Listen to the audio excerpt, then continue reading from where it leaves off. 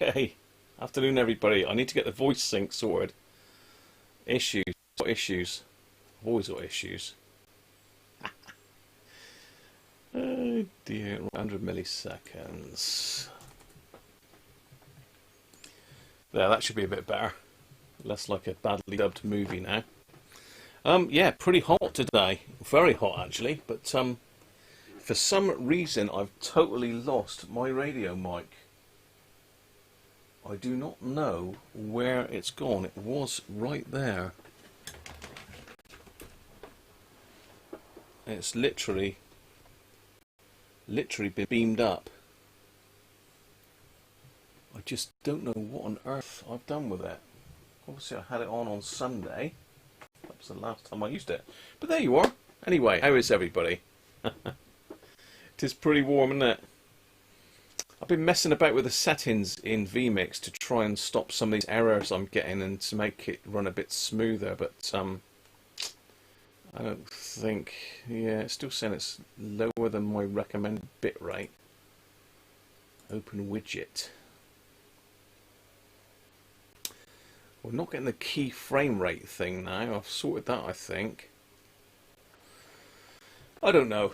It's a work in progress, isn't it? This always is.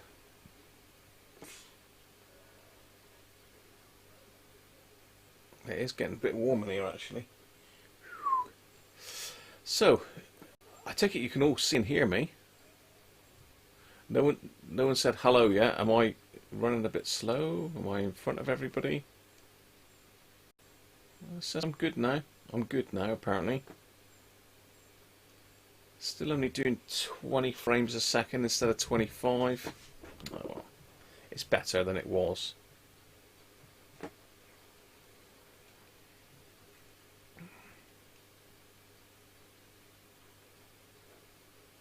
I think my chat's lagging a bit.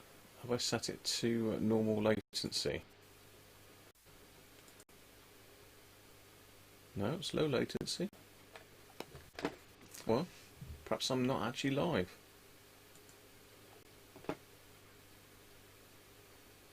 I'm okay, Phil, thank you.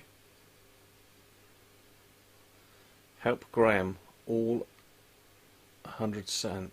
Oh, hello. Right, okay, brilliant. Frame rate's a bit jerky. I've set it to 25 frames a second, Aston. It was 50 frames a second, but I found that with 50 frames a second I was really struggling to get that frame rate with multiple cameras. Even now I'm on 21 frames a second. If I close one of these cameras, so let's just close my webcam a minute. That's on the floor at the moment. So that's jumped me back up to 25 frames a second there. Look, so that it's really, the more stuff I add to this, the slower it gets. And I've had a real go through it earlier in the week, which is why I haven't been on really. I've been messing about with the software, trying to optimize it. Yeah, cheers, Dave. So let's see who we got in anyway. Let's see, being that we now know why I'm actually live, and you can see and hear me. As I say, I don't know where on earth that radio mic's gone. That's really annoying because I rewired all of that. Now, I have seen it somewhere, but I don't know if I can remember where I've seen it. I can remember seeing the plug and thinking, oh, I must be careful of that because I'll break that.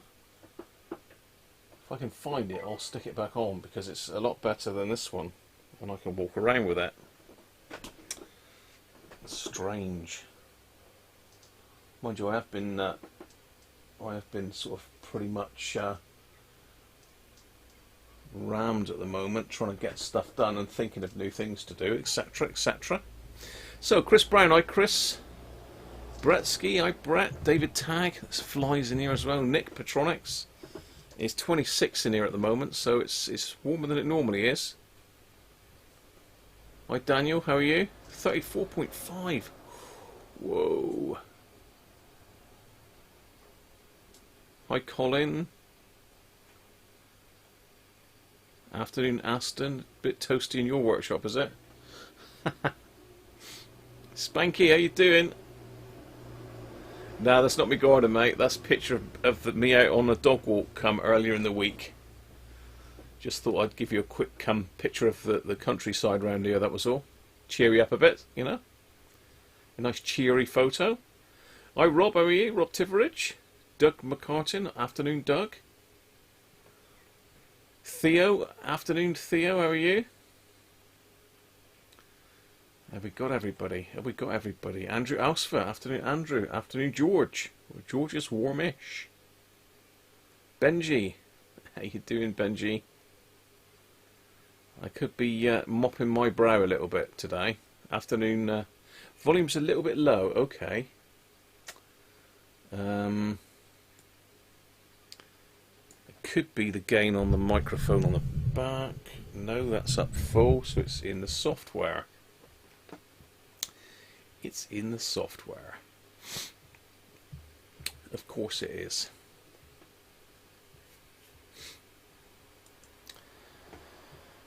Okay. Device volume.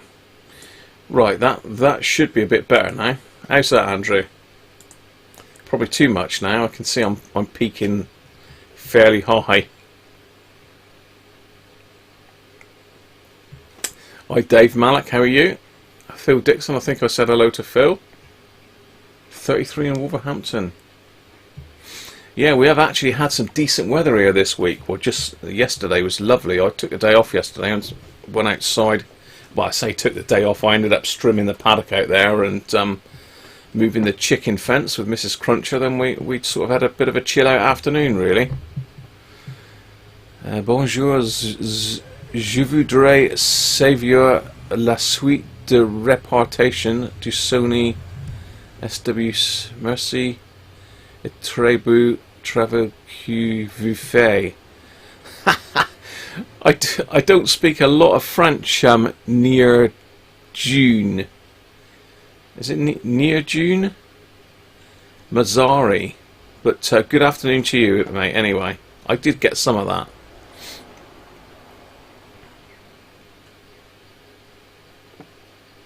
Ah, right, yes, the 7600's still not there. I need to carry on with that, don't I? I can't remember how we were at the last outing with it. Yeah, as I do remember actually. Yeah, so I've got signal coming into it, but it's stopping at certain parts on the radio. So I just need to get my head into the manual really and map out where I'm getting the signal. Perfect French like a native. Bonjour, bonjour. Mange tu, mange tu. Too loud now for you, Colin, is it? Oh my god. Too loud now. Let me just pop that down a little bit then. How's that, Colin? That should be a bit better for your ears. A native of Poland.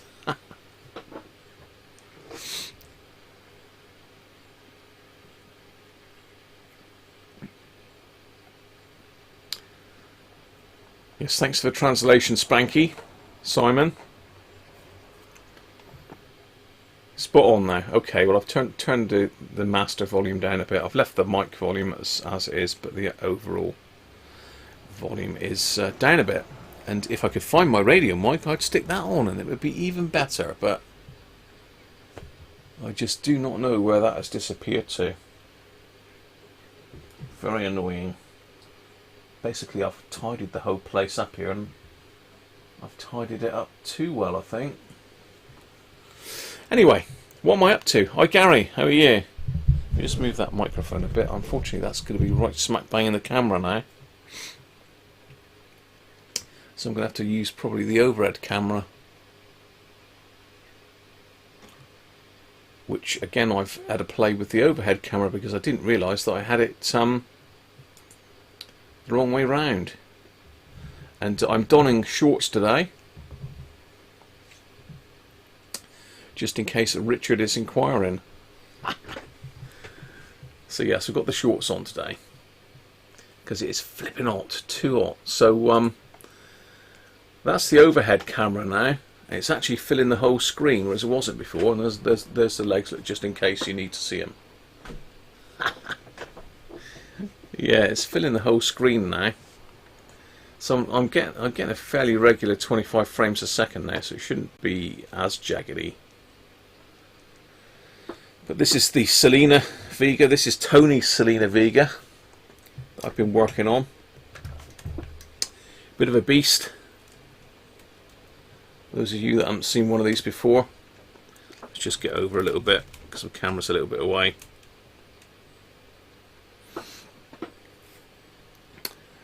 So we've got, will it go? It won't zoom back out now, will it? No, that's the maximum zoom out. So I've recapped this. It was working. I've recapped it and it stopped working, which was a bit bizarre. I couldn't work out why, but I did find that I'd put one capacitor in the amplifier in the wrong way round, and it was the blue one down in there. I don't know if you can see that. It's just getting it in a bit closer.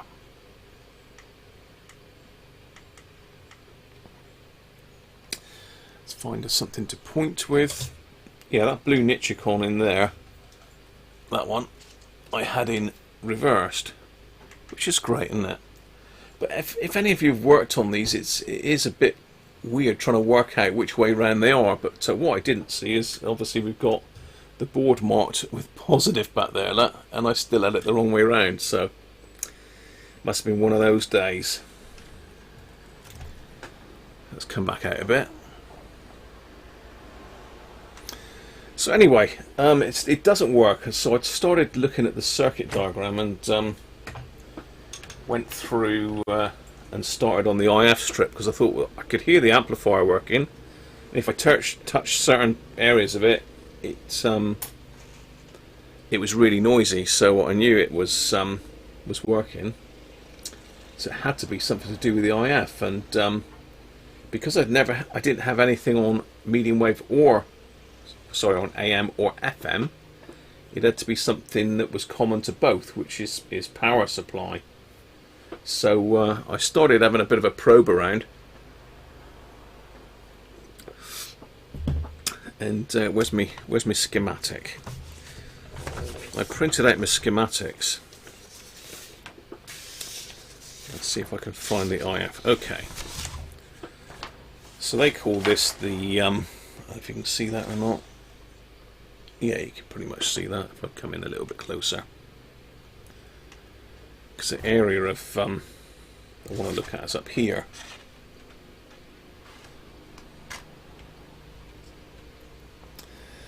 So if you look at this transistor here, it's got the voltages marked on it, which is very nice.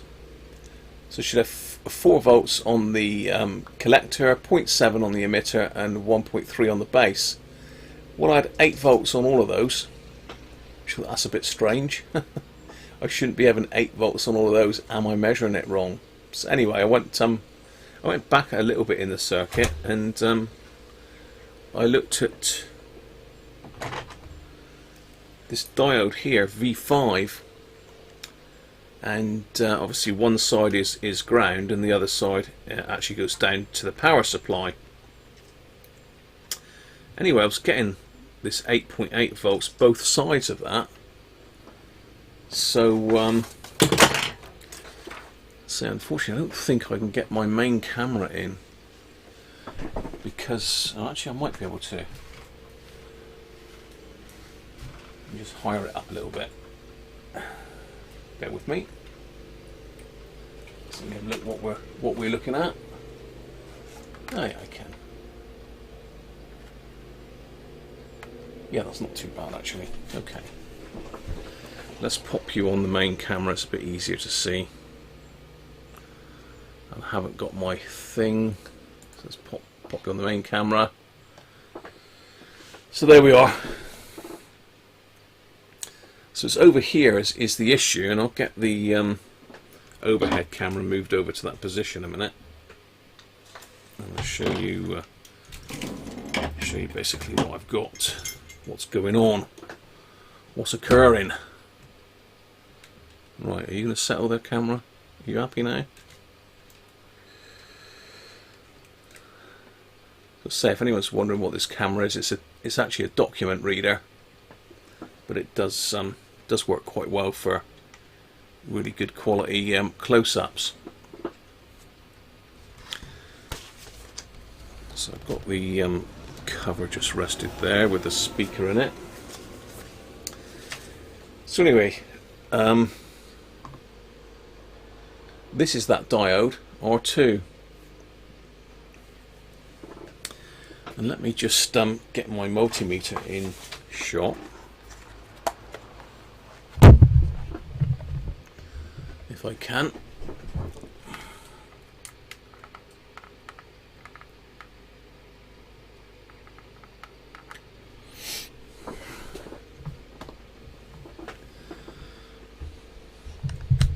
Let's go to diode mode,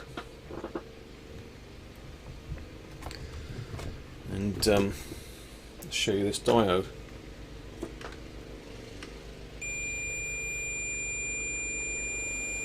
So it's shorted that way. Just swap the leads around, so I should have no reading now. So that diode is shot. So I've got to get another diode, and it's a weird one. I've showed it to the guys this morning on the forum, on our messenger group, I should say, not forum. What am I going on about? What are you banging on about now, Graham? It is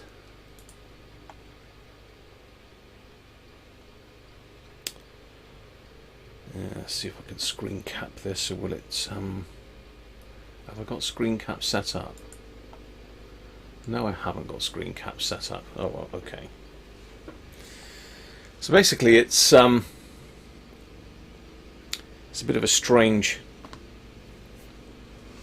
diode. I thought it was a germanium, but it's not. It's actually it's a KD, I don't know which what one is it. It's a KD521V, I believe.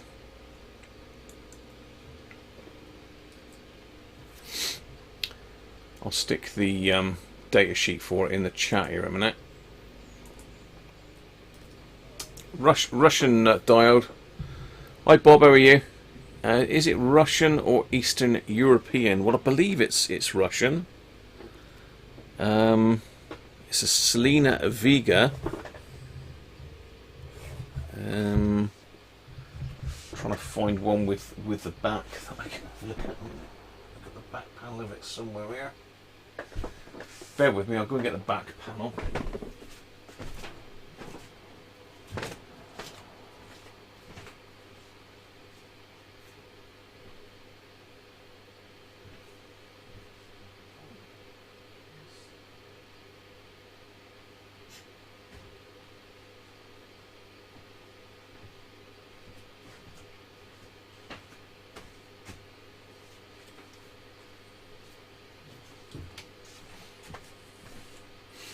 Okay, well I haven't got the back panel to hand, it's in the other room, but I'm sure it's Soviet. Is it Minsk? I can't think now. Someone will be able to tell me.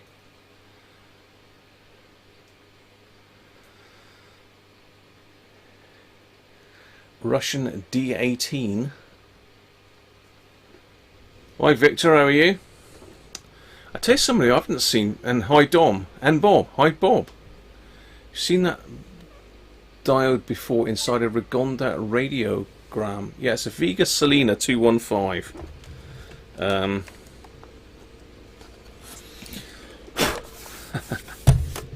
Let's get the camera so you can see it and see the front panel.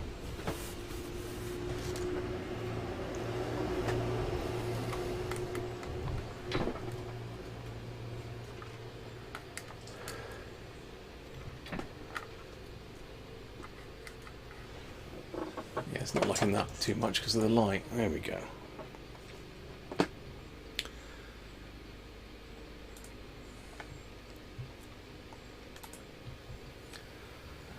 So that's a radio. The light's blowing it out a little bit. Look at the light behind it, it'll probably be a bit better. And we got the microphone in shot, but Selena, you see that Vega 215. But on the back panel it does tell you where it's made, but I haven't got that to hand. I've got the back door, does it say on there? No, it doesn't.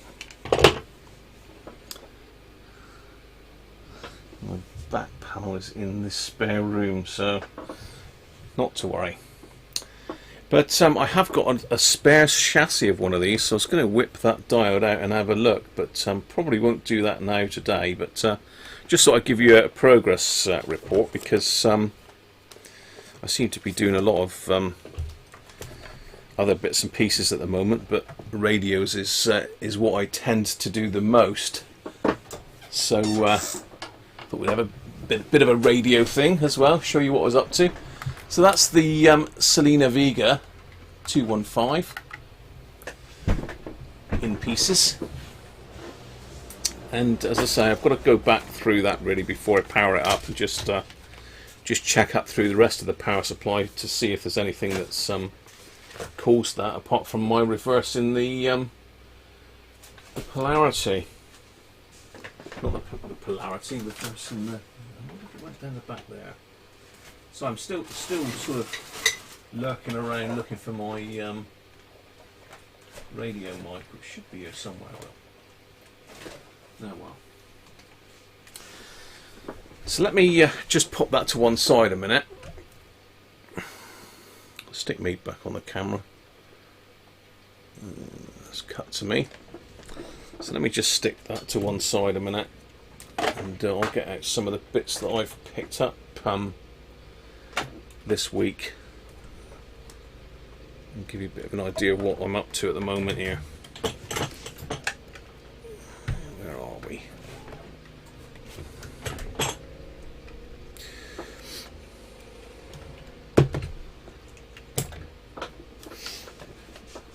Let's put that down there safely out of the way.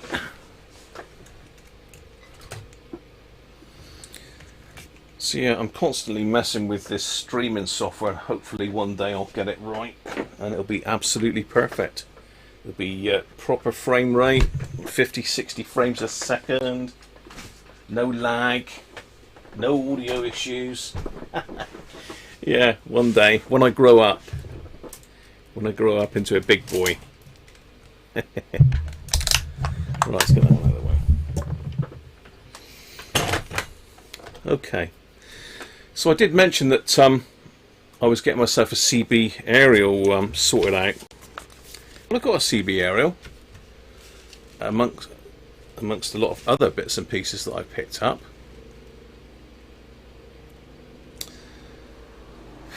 Get off, fly. We've got a really annoying fly in here. It's not very well focused and it's a bit light. Okay.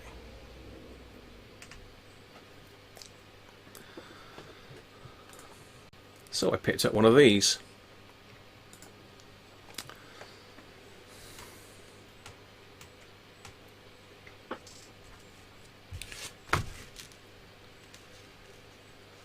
A Solarcon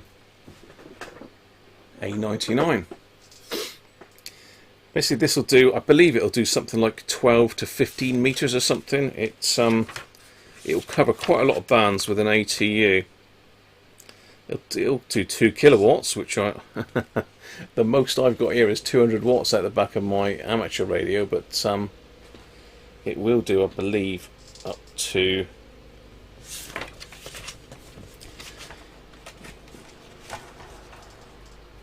yes. If we look at the frequency range, it's basically 28 megahertz up to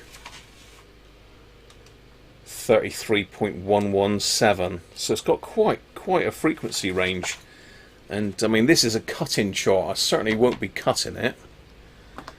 I certainly won't be cutting this, so this is just for reference. But there's a couple issues with it. Now, one of the issues is these piddly things.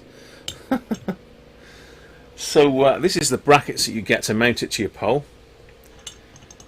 So I'm trying to think how this works now. Yeah, basically it all gets squashed together like that. So your aerial goes through there and your pole, and it just gets tightened up and squashed together. So you've got 2 of these. The problem is they ain't big enough. If I get my inches ruler out, you can see that's that's big enough for an 1.5-inch pole. Well, every pole that I've got, it's, well, I have got a smaller pole, and my my disc cone is mounted on it at the moment, but I've got a 2-inch pole to put this on. Of course, that ain't going to fit. So I was like, oh no. So basically, I've had to order two new clips, which is a pain because it means I can't put it up, and I was going to do that yesterday. So that's put me back, but I think that's a good choice because I can use it if there's nothing on CB, then I can use it on the handbands. Well, not that I use, I think 12 meters and 50 meters. I've done a fair bit of work on 10 meters in the past. SSB mainly for contests, that sort of thing. So yeah, that's what I've gone with. What was the other thing I was going to say? There was another thing on here about mounting it, and they basically want it to be more than 9 foot, I think it is, above the chimney. Yeah, it just doesn't really say. It says in here somewhere, I've read it, basically they want it to be pretty much 9 foot above the chimney. So, sorry, not above the chimney. What are you going on about now? 9 foot above any surface. So my roof, it needs to be 9 foot. Get some quality stainless steel hardware for it. Yeah, good point, Doug. Hi, Video Monkey, how are you? Your pole's pretty thick.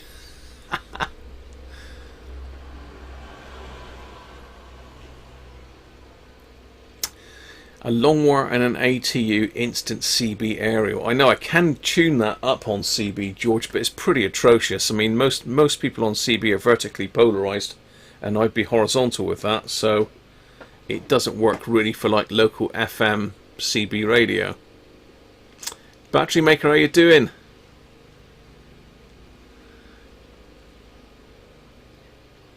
They're a very good performing radio, Bob, actually. The Selena Vega is a really good performing aerial.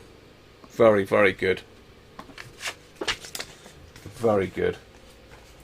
So anyway, that's going up as soon as the brackets arrive, which are going to be next week now. And I didn't get stainless steel, unfortunately. But I'm hopefully going to video me putting it up. Now let me just go and grab this camera over here, man. This is another.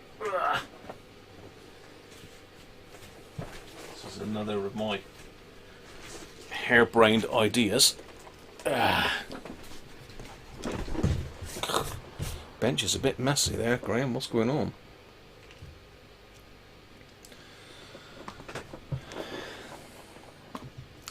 So I got one of those. A little action cam, courtesy of George at his local auction. And I've yet to use it. This light's a pain. There we go. Nikon Key Mission. Basically, it's Nikon's version of a GoPro, I suppose. It's quite a neat little unit. Screen on the back. It's very, very light as well.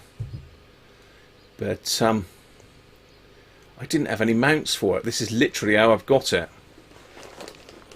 Let me just check the chat a minute.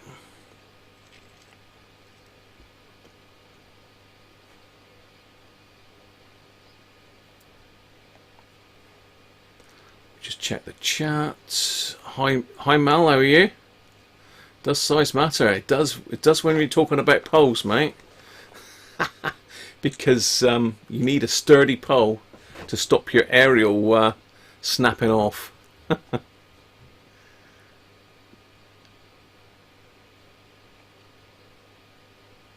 A lot need burying.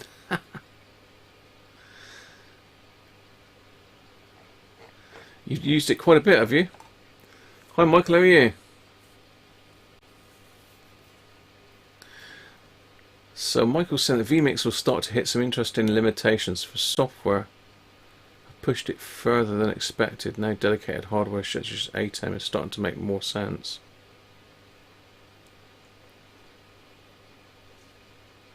You got most of your good DX on horizontal.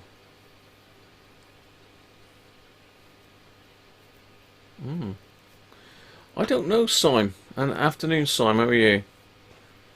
Sim or Sim?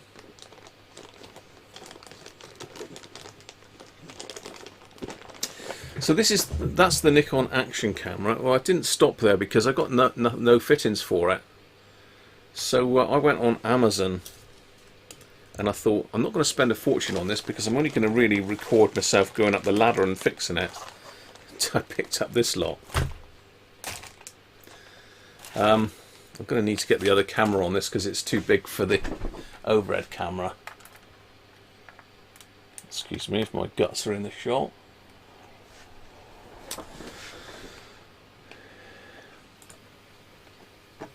Let's get rid of me. So this is basically an accessory kit for an action camera, and I believe it was around about £17. So it wasn't that expensive for what it is. There's a hell of a lot of stuff in here. Absolutely. How they do it this cheap, I do not know. It's obviously not top quality. It's not top quality GoPro stuff. It's not branded. It's newer. Newer do some good stuff actually. I've got my video light's newer. I've got a newer what do you call it? Tripod head for the main camera.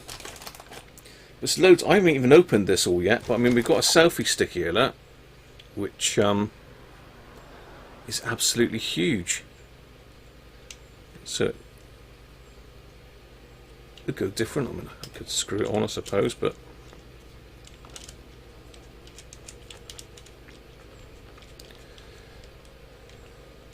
so we've got a selfie stick, which is absolutely humongously long.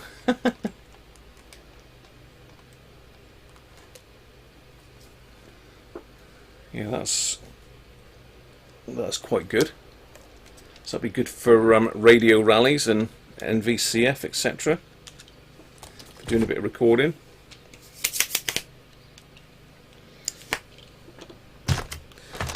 I've got a couple harnesses. I think this is there's a chest harness and a head harness as well. So yeah, that's a chest harness.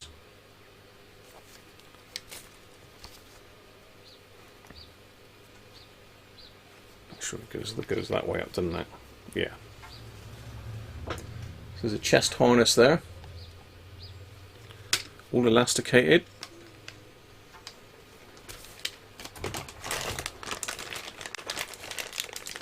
And this is probably the one that I'll use for the ladder work as a head harness. So I can pop that on my head and up I go. You'll be able to see me live falling off of it, won't you? Let's just stick me back in the corner. You'll be able to see me live falling off of it. So what else is in here? Okay, so we've got one of these little handheld flotation thingy bobs. So basically it'll float on the water. You won't lose your camera down the bottom of the sea if you've got that attached to it. I doubt whether I'll use that. Could use it in the hot tub, I suppose. We've got another one of these. This is a useful bit of kit. I've got my web camera mounted on one of these. This isn't the best quality, but it's very light, but it'll enable you to attach it to things. Gorilla Pod, I think, isn't it they call them? Hey Chris, how you doing? Who have we got? We've got Min Jita. And we've got Chris. Afternoon, how are you? You missed the start. I haven't been on long, Chris, to be fair. I haven't really covered a lot. I had got the old Russian Vega Selena out just now that I've been working on. So yeah, a little Gorilla Pod. What's this? Some self-adhesive pads by the looks of it. I'm not sure what they're for. There's a little kit bag for something there. Let's put that lot back. It comes, obviously also comes with this little kit box as well, a big kit box. It's all, how do they do this for 17 quid? It's crazy, isn't it? So that's the mounts for helmet.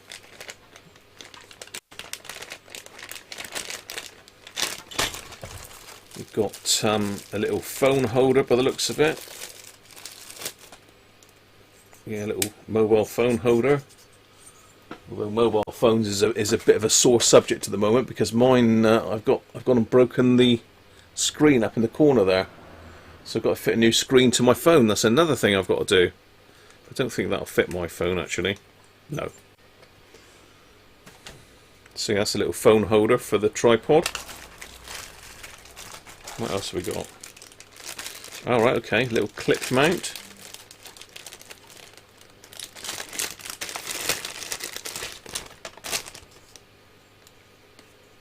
You missed the opportunity to leave crude comments. There's plenty of time. So that's a clamp. That'll be quite handy. That's quite, actually that's quite vicious, that is.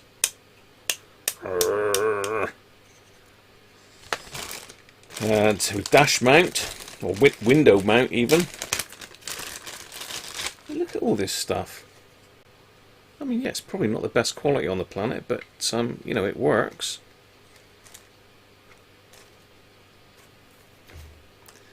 So that'll mount on the car. I wouldn't like to stick that outside the car while I was driving, to be fair, but inside the car on the dash would be fine. Various adapters. I think that's a handlebar mount for a motorbike or a bicycle.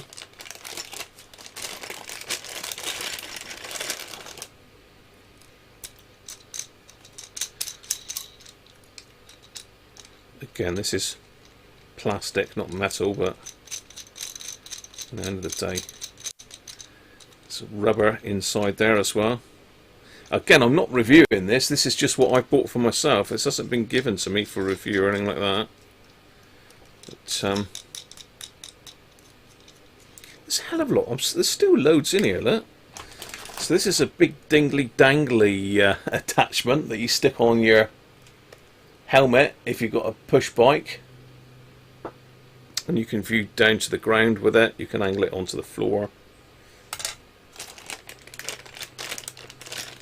Adapters and loads more adapters. I mean, look at it all here.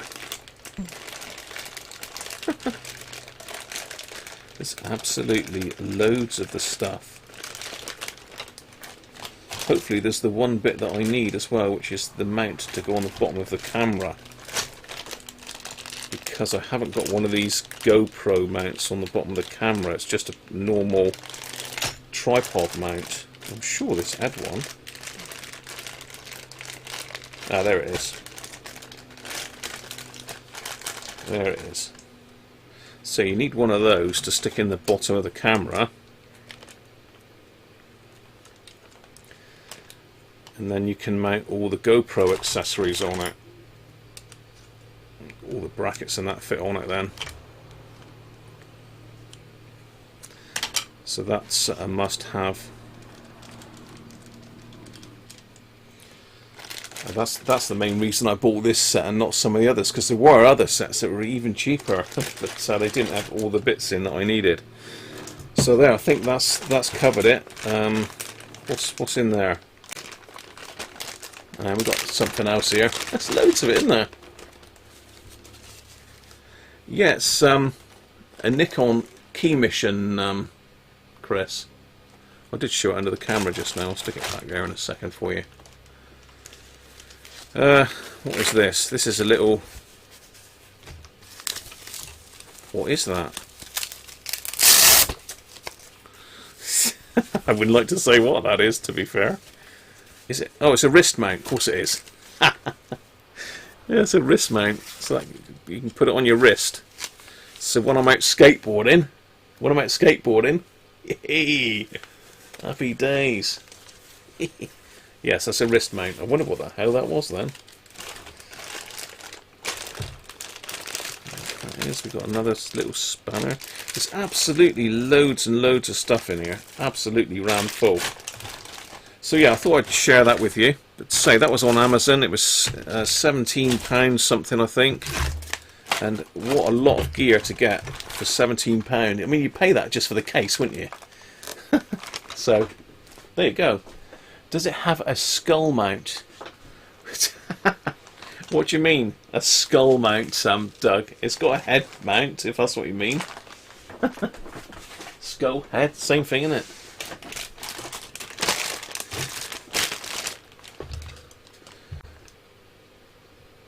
So, yeah, that's the camera, Chris. I'll stick it underneath the overhead cam again. And George picked me up this one at one of the auctions, so they do have some good stuff in these auctions. Let's get rid of my picture.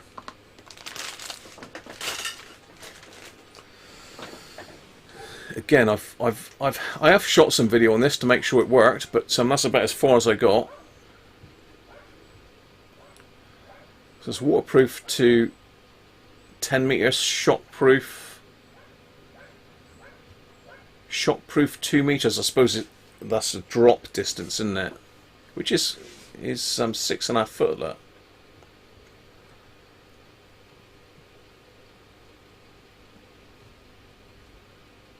So it's 4K. You can link it with Wi-Fi as well. Screen on the back.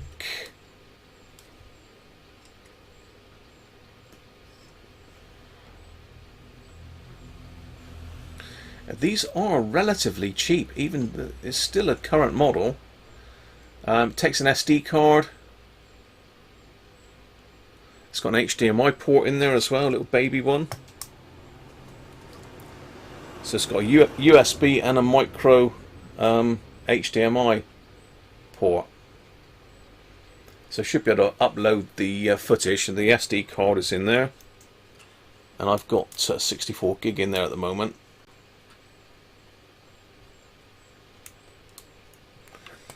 It didn't come with any batteries, but I managed to pick up some batteries and a charger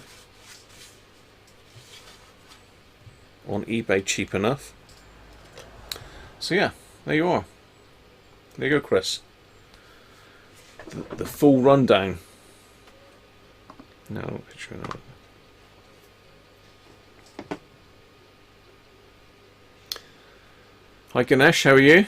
Collar mount for chickens. I was going to get a dog mount so as to get some footage of the dogs go around, because I have got a 360 degree one as well. In fact, I've got two of these, so I've got one of these going spare if anybody wants one. Let's stick that on.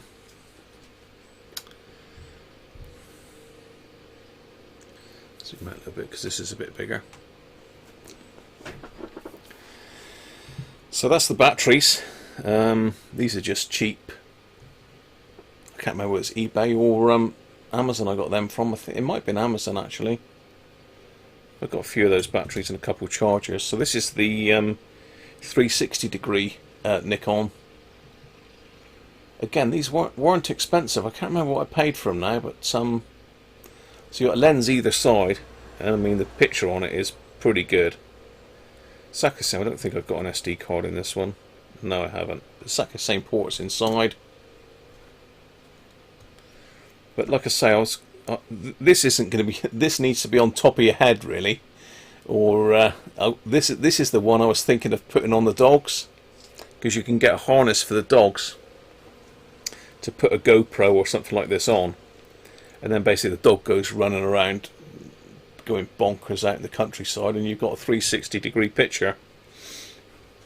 But yeah, if you take a 360 picture below head height, obviously you're going to get your whole body in it. You're not going to be able to escape from it, really. It would fit a goat, definitely. So yeah, that's a Key Mission 360. So there you are, bit of camera work for you. No, I don't want picture in picture. I want cute. Right, what else have I picked up? I've got a big box of CB stuff from the wholesalers as well that we can have a look through. You love the chickens, Benji. You need a mount for the goat. So yeah, I'm going to be sticking an aerial up in the coming week, Chris. So I'm going to actually video myself up putting the aerial up. Should be fun. You bought the extra alley shock mount for yours and an underwater lens cover. Right. You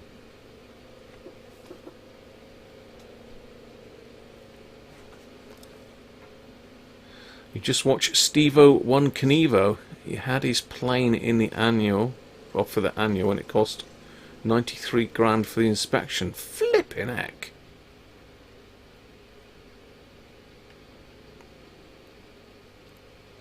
It is quite well built. It's Nikon end of the day, Chris. It should be good stuff, shouldn't it? Hi Keith, how are you? Do wholesalers sell holes?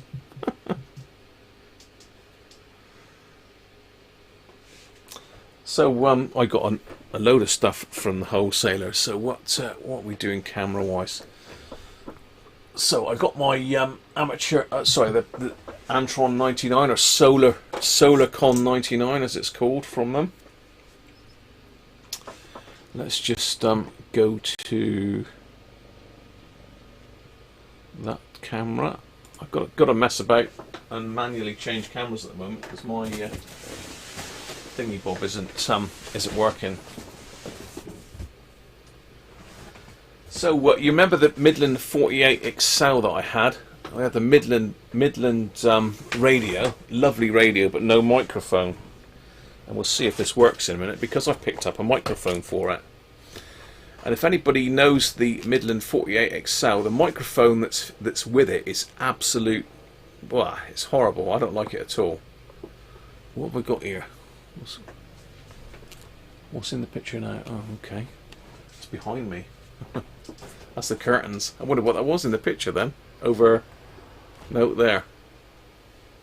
That's the curtains in the hallway.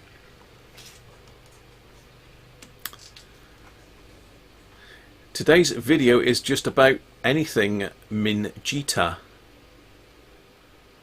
So yeah, I picked up this mic. I haven't opened any of this stuff yet. So hopefully it will work with my Midland. But the one that comes with the 48 XL is a piddly little thing. Horrible microphone. But this is much more sturdy. It's got the up and down buttons on it as well.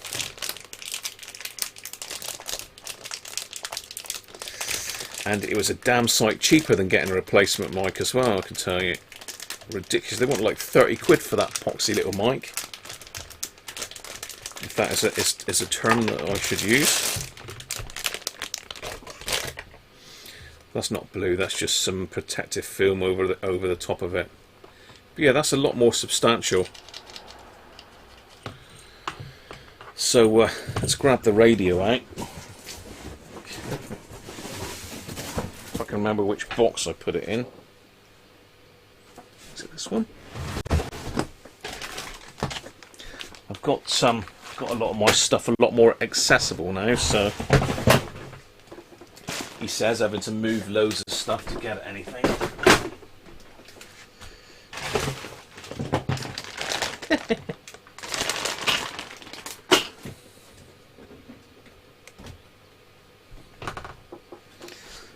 Is it in here? Yes, it is. Bear with me.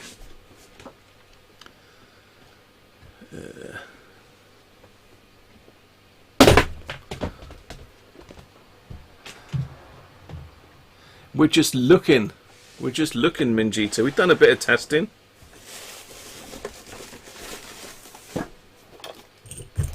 There.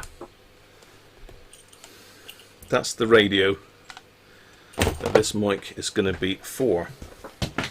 Hopefully.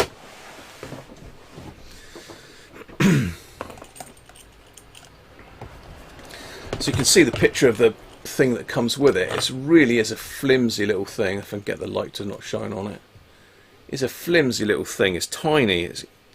It's not a nice microphone. That definitely not. It's a no. But that's definitely a proper lumpy microphone. It's not as heavy as the old mics. That's because it's got an electric element in it, not a, what's the other one? Diaphragm element.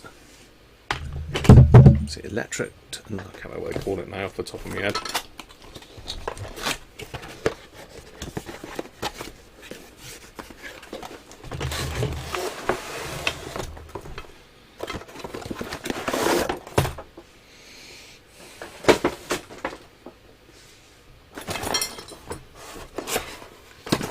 That's my power lead. I think we did fire this one up last time, didn't we? Yeah, so some brackets are in there, look. And I think if I put one back in the car, this is the radio that I'll put in the car, I think. It's one of those things where I'll probably put lots of them in at different stages. As I say, this radio was in use. It's not just been sat in the box and never been used. I'll leave it on the box, it's easier to see. So hopefully the mic pin is the same, it should be. It's what, 2, 4, 6 pin mic. Yeah. Well, that's one thing that works. Because before, if you remember, I think Victor was with us, and he was telling me how to short it out to get it to go. Diaphragm elephant. You got a spare nick on 170 if you want to split. Oh, Chris wants to play with one.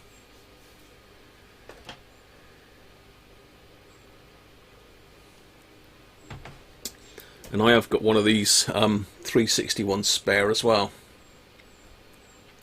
If anybody's interested in one of those. Right. Power. Let's hook this up. Oh, it's got this flip in. What have we got? Let's get this up to make sure I'm not connected to nothing, because that's what I did the other week and blew up the 360. Not 360, the 7600. Okay, so it's 13.8 volts.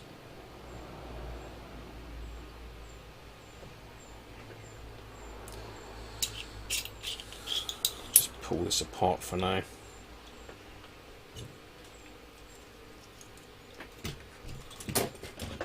Let's get the current limit down a bit, just in case I do short it out.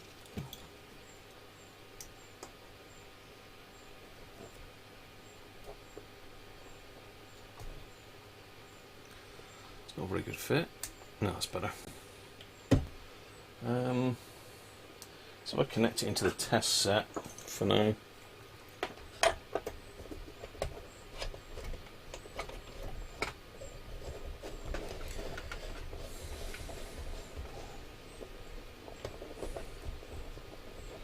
Let's turn the test set on so we can key up into it.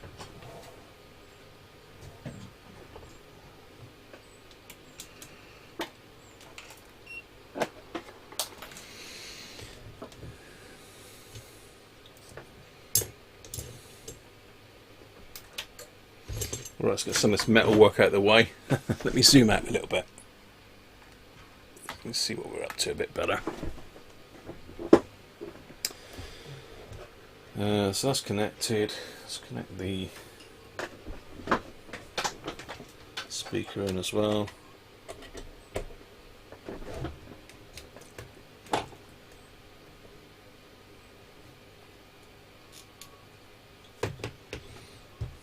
There, okay, right, power on. Got to remember how to turn the thing on now.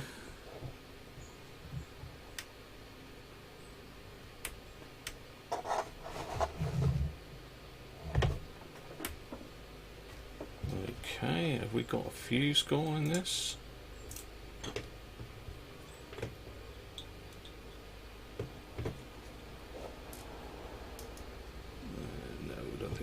disconnected there. Let's try that again.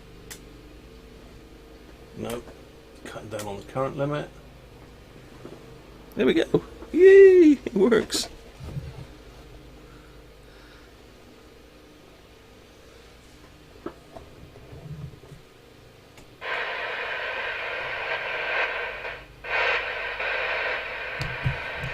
So let's go to channel 20. Oh, we've just pushed.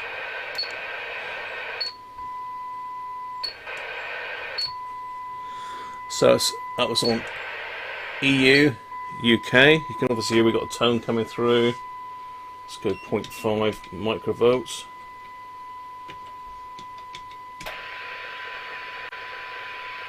Point 0.3.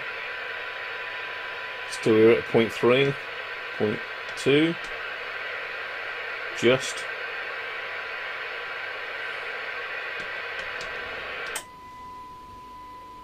Let's turn that down a bit. Parameter's a little bit low, but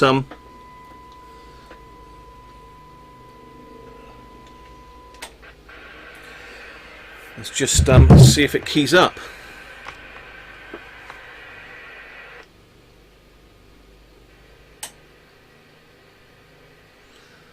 Well, it's off frequency 79099. It's off frequency. It's doing 4.4 watts. Modulation. Yeah, fine. So let's see if the channel up and down buttons work. Let's get in a bit closer.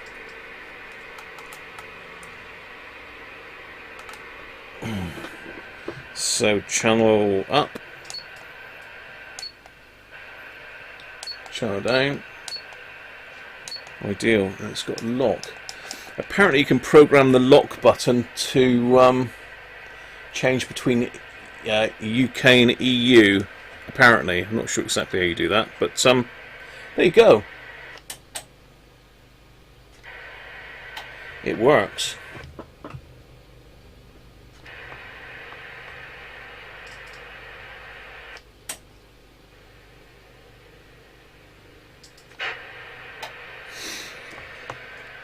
So let's put the handout on and see if it's got any audio coming out of it. I don't need the aerial up really, just turn it on.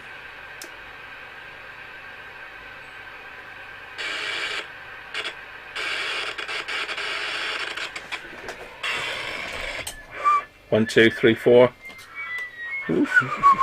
Feedback, feedback. 1, 2, 3, 4. Yeah, it works fine. There you go. So yeah, I was a little bit apprehensive. It doesn't actually say it's for this radio, but it does work. And this is a dual band for use in UK only, and it's PR2797. I think the latest radios are CEPT, aren't they? Or some European thingamajigger. Hi, Hugh Jass. Someone's having a laugh, aren't they? You used to sound like the voice of God when the reverb was on. I used to like those reverbs. Fit a Roger bleep and a block of lead will be heavy then.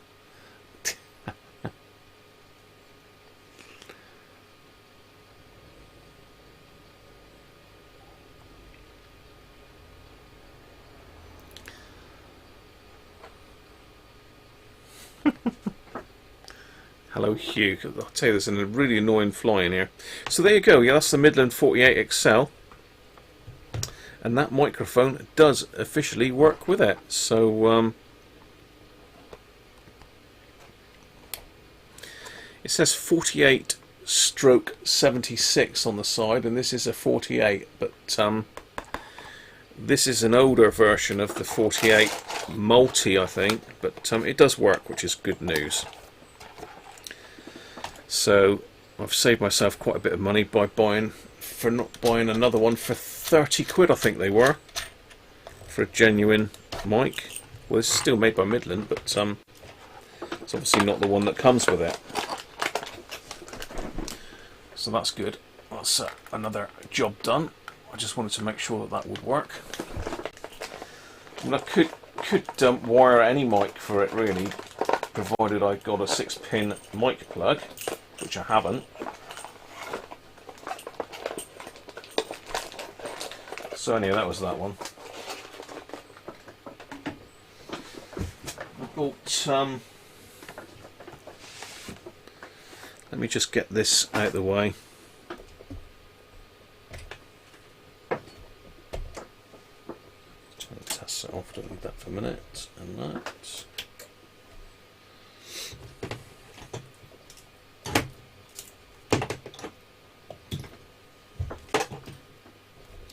Just put this to one side. So yeah, I think if I stick one back in the car at any stage, this will be the one I put in there purely because it's dual band.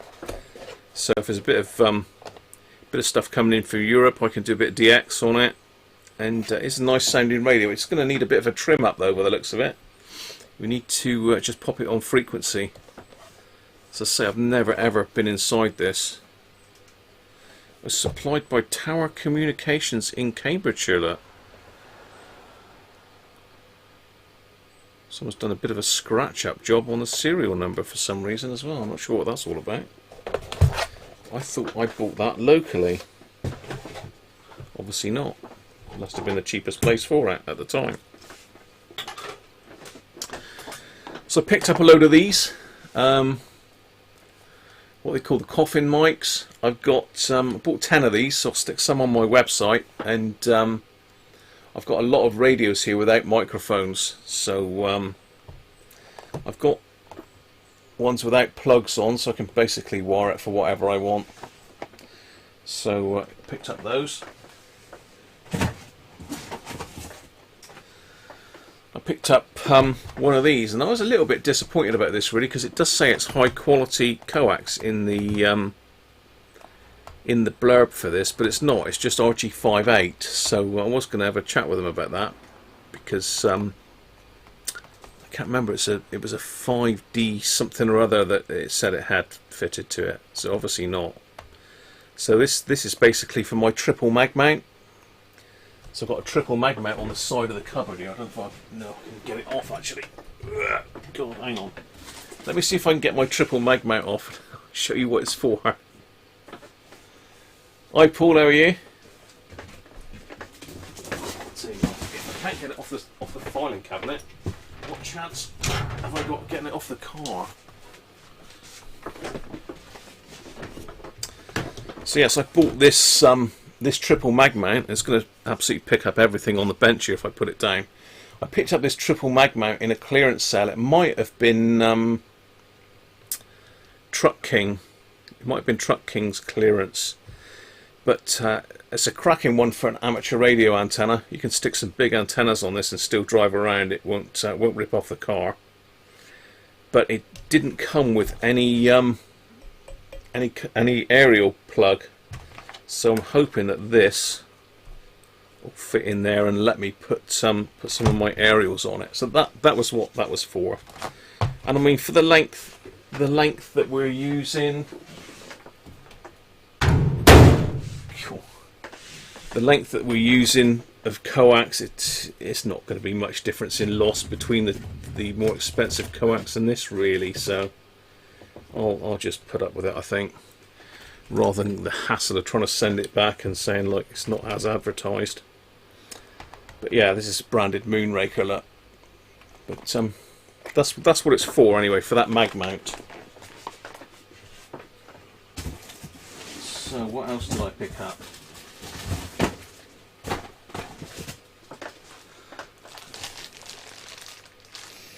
I picked up what I'm going to use as a test microphone.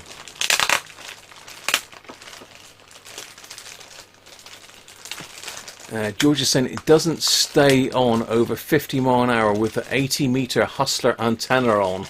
Oh no! It's high quality RG58. It is RG58U to be fair, George. So, is that for climbing up skyscrapers? Yeah, the Hustler. That's got a center loaded coil on that one though, George, isn't it? That's a massive aerial. So I'm not surprised that didn't stay on. I'm surprised it didn't break it off. Drill a hole in the roof of your car, much easier. Oh, it is the way to go, Theo. It is the best connection you can get, but it's weird seeing your surname on things. So this is the other thing I picked up.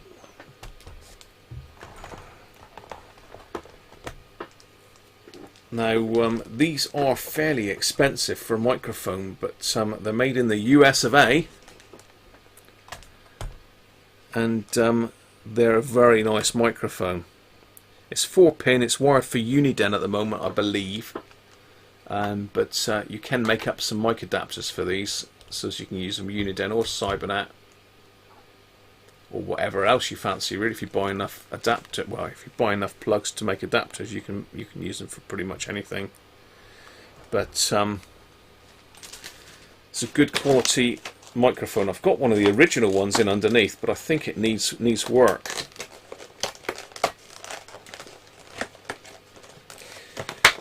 And the classic microphone is the Astatic Teardrop, but this is just a modern equivalent. It's not as heavy as the old one, but it's got a dynamic element in it, which is what I was trying to think of just now. It's just really nice. It's got a rubber mouth guard, so you don't whack your face on the grill. Yeah, nice microphone. That's quite lumpy as well, you know. Is that metal or is that plastic? Yeah, it's a metal microphone holder as well. So there you are.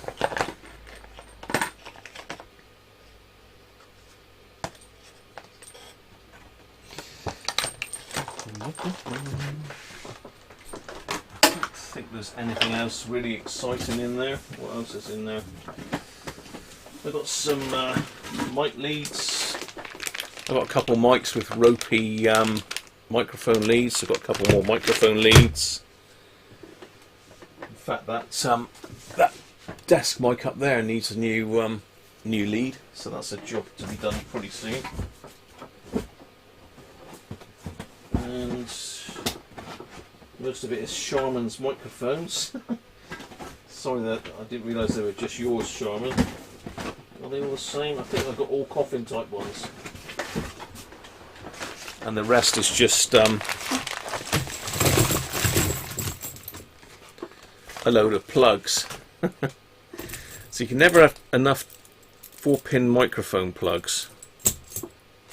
And I've got some more coax plugs for the RG8 Mini, which is 7mm, so your normal plugs don't fit it. These are the compression ones.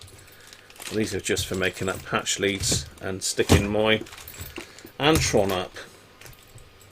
I've got some chassis mount BNC connectors, a couple BNC plugs, alleged high quality ones, but they don't look like the proper old ones used to, and a TNC to BNC adapter, because one of the connections on my test set here, they've deliberately put a TNC connection on to stop people plugging into it, but I may need that connection at some stage, so I've bought the lead for it, and also knocking my CV off. So that's pretty much what I got from the wholesalers, and of course the aerial.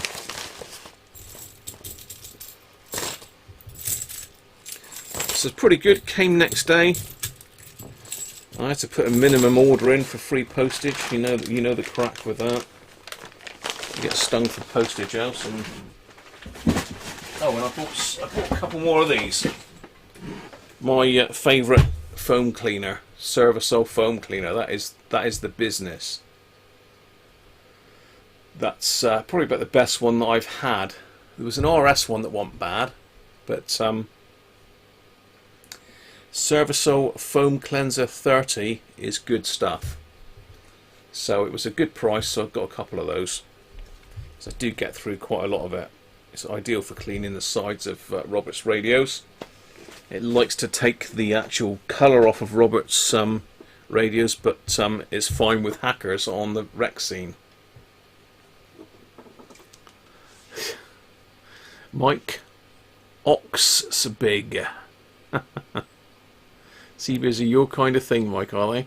Someone's assing about there, aren't they?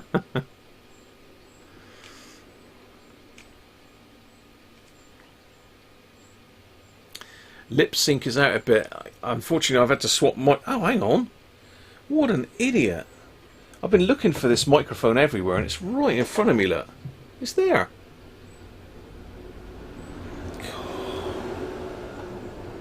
So we can soon sort the lip sync out. Let's put a decent microphone on. Be good. How are we doing for time? We've got to be finished by 5, really. 5 to half past at the latest. At the latest. Let me just stick my mic on.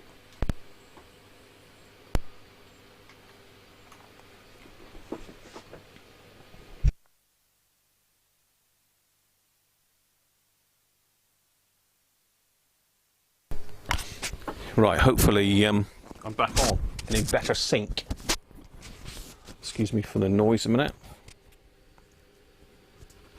It takes the colour off of the Roberts sets because the finish is pretty bad on them. Like the newer Roberts sets, it takes the colour off, Andrew, but it's fine on all of the hackers that I've tried it on. It's just better quality fabric on them.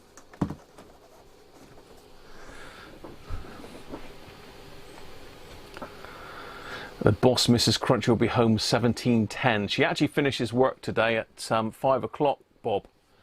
But I've got to get the dogs out for a walk and back first, really. So that's that microphone out the way anyway. So that should be a bit better sound. I do prefer the lapel mic. It frees up a lot of desk space as well. You can actually see the desk now. Hi, William, how are you? Perfect sync now. Still haven't done your radio yet, William. I must drop you an email on that. It's all here, ready for me to get stuck into, but I'm going to have to order some stuff from probably China for it, because I can't find any of the stuff locally at all. So I'm glad I found my decent microphone. What else have I got to show you? Yes, oh, hello. US device connected malfunctioned and Windows does not recognize it. I didn't connect nothing. Other things that I've been working on, or I've been looking to do, is I've got a couple of these old CB power supplies. These have been up on the shelf for quite some time doing nothing, but they are now in fairly short supply because there's been a bit of a resurgence in CB because of the lockdown for some reason. I think everybody's dug their CBs out of the loft and started to chat to each other. But these are from back in the 80s and they're pretty sad. It's beach time. Yeah, it is pretty warm at the moment, William, isn't it? Well, it sounds like someone's just pulled up in the driveway. Whatever that is. Oh well.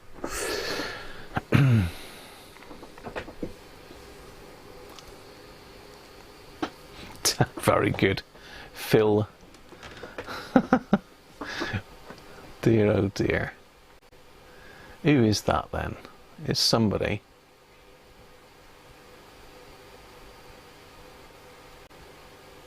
Somebody assing around. Let's put them in timeout.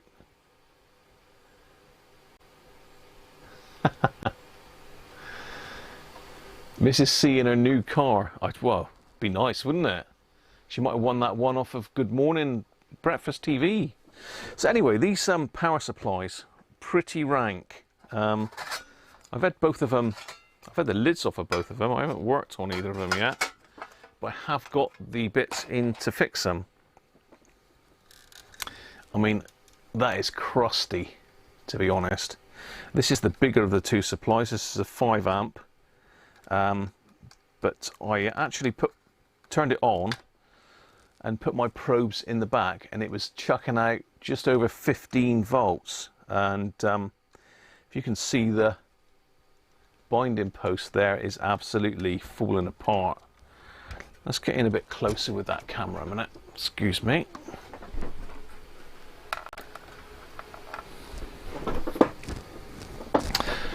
So as you can see, it's a bit wibbly wobbly, and if I move it, the whole board's moving. It's really rank inside there.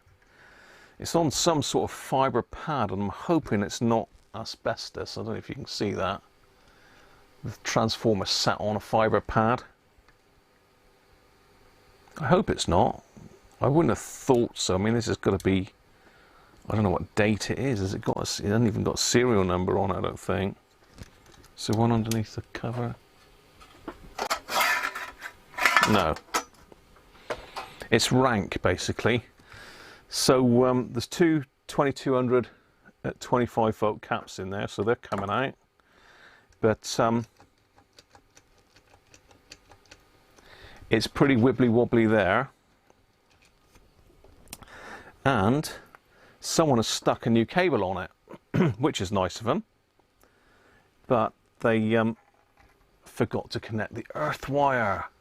Ooh. Not connected. And when you look back at the plug, we're also missing the fuse holder. We've got a 13 amp fuse in it, look. 13 amps. It's a 5 amp power supply, you know. You don't need a 13 amp fuse in it. In fact, you probably get away with a 3 amp fuse in that. The other thing as well, which I think I've been watching some of Richard's restoration jobs he's done on some of these power supplies, and it's actually the fuses in the neutral wire, not the live. So we've got the live comes in straight into this horrible, really cheap and nasty, just two pole switch. This is a pretty horrible power supply, but it should work, but I don't know why it's chucking out 15. But if I stick the overhead camera on, if I can find the overhead camera.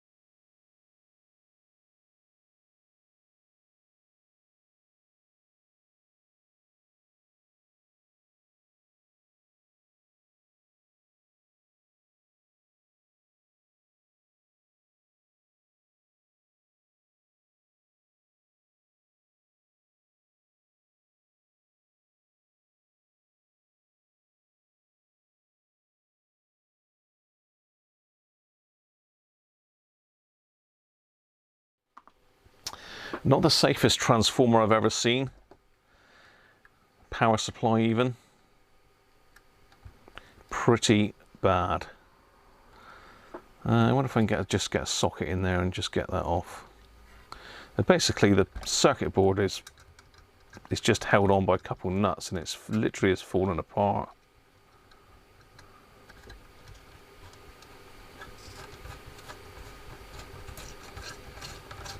So I can't even test it really, because we've got such a bad connection there.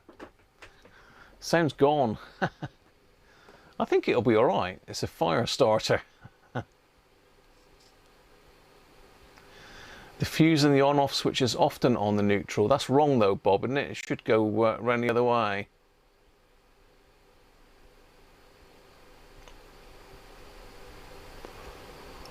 It was still used well into the 80s, George, asbestos, for insulation, for cement board, but that's not cement board, is it? I doubt whether it is asbestos. Smooth move.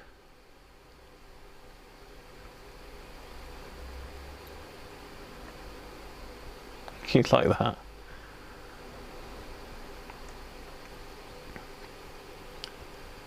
Some countries don't have an earth on the wiring. Yeah, we certainly do some, and the power supply you would want earthed really.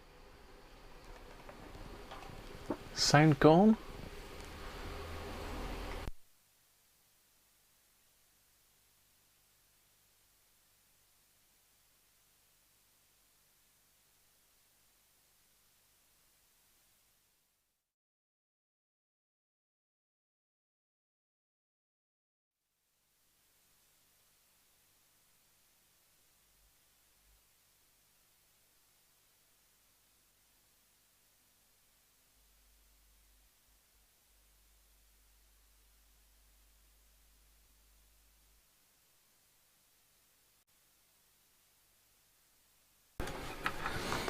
Right, we should be back now. So battery pack could run out on top of the thing. That's a hefty old battery pack, that as well.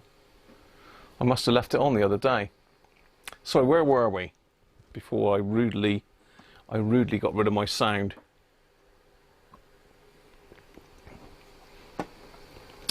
Over voltage crowbar. I don't know, Bob. It doesn't look original. It looks like someone's hacked it in there. So I'm wondering if that's the reason it's over voltage.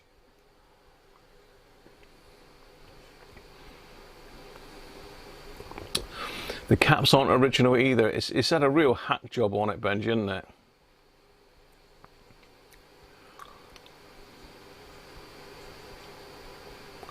There's 274 date code on the bypass, on the pass transistor. Is it? Was it?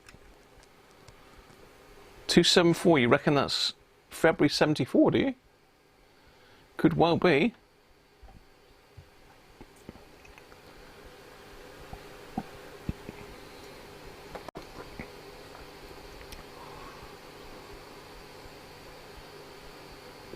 I lose sound when I use the overhead camera, do I? That's because I haven't enabled that probably for auto mix.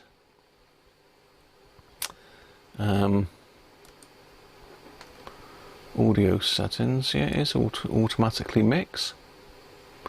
As I say, Aston, I've not set this up properly yet. It's I need to revert back to my normal streaming really, because I don't think this is going any quicker. I am getting a better frame rate on this than I normally do.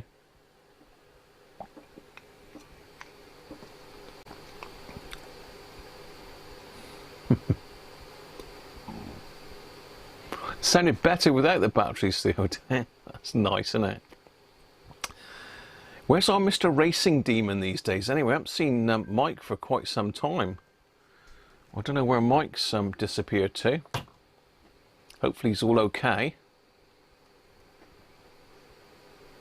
You reckon the bodge was done about 15 years ago, Benji, do you?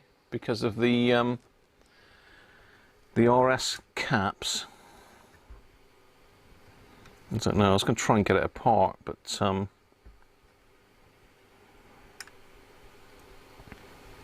I don't like that bit of material in underneath. It's going to have to come apart at some stage. I wonder if I can get in there with a... Let me see if I can get a socket a minute. I'll try and get inside. because I can take you with me now. I still haven't got all my tools in here yet. I'm trying to work out which ones I need the most. And I'm going to try and keep them in the workroom.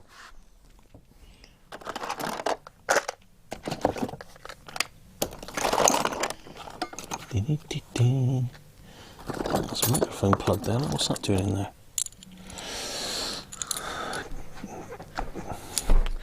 Rather nice nickel silver PL259 for Westflex. Right. See if any of these fit.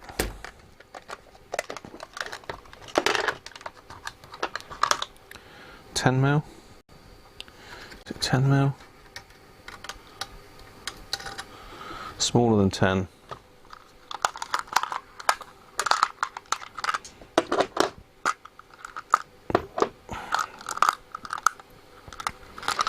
What are those?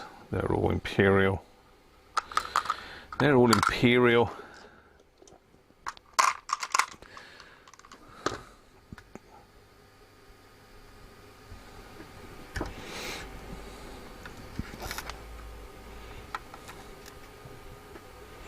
It doesn't look like asbestos, it's like an orangey colour, to be honest, and I've never seen asbestos with an orangey colour, but you never can tell. So I reckon it's 8mm.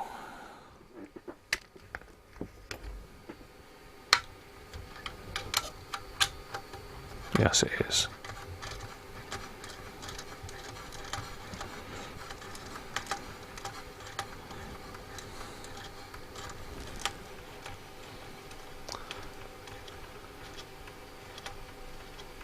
Bodged by some dodgy radio amateur. Oi! Did you say that about us radio amateurs? Bodged by a CBer, no doubt. The screwdriver expert's been in it. The phantom screwdriver expert. Did have the tweezers here somewhere. There's a little washer there. It doesn't look like a very good washer, but it is a washer. Let's put them bits there a minute. Let's see if I can get in and get the other one out. I just want to take this board out really. I can see it then. I can see the whole botching, because I don't know how this is regulated, whether they've done it, whether that Zener is part of the regulation on it. I don't know, because I haven't got another one to compare it with, because the other one I got here is totally different design altogether. It's only got a half-wave rectifier on it. That's going to be pretty horrible as well. That's only a 3 amp. This is a 5 amp, so this is the one to keep hold of, really, if we can get it a bit nicer. So we've got a different washer on there.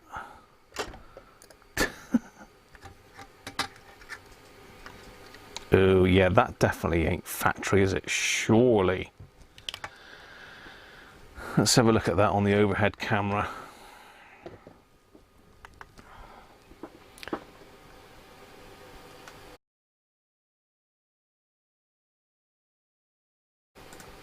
Let's put my microphone back on. Thanks for the heads up there, Aston, on that. Where are we? So it wants to be about there, I think.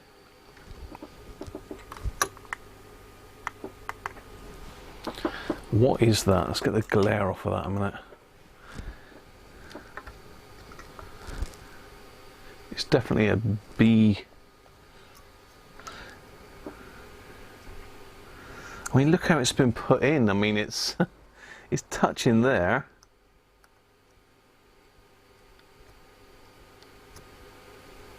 Look at the state of that soldering. What is going on in this? That looks like a botch to me. I mean, look at the wiring on those beauties. Nice. So someone, instead of taking the board out, they've just cut the legs off the old cap and soldered another one on top of it, because this leg was too short by the looks of it. And looks like we've got a washer there, look, soldered What's going on here?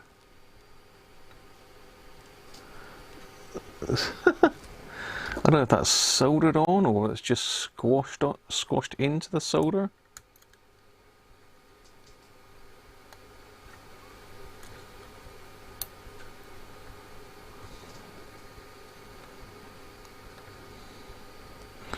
Pretty bad. Pretty bad. Let's zoom out a little bit. So look at the rest of this.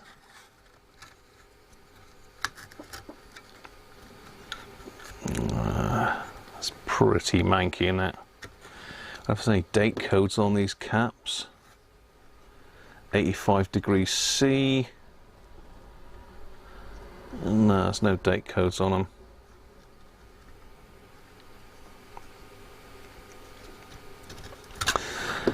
So it's got full wave bridge rectifier. Don't know what they are, 1N5400s. They're pretty hefty. Now what's this here? So we've got a tip 41A there, is that right? I thought a tip 41A was a power transistor. I would have thought that would have been a rectifier in there. And that's 8240.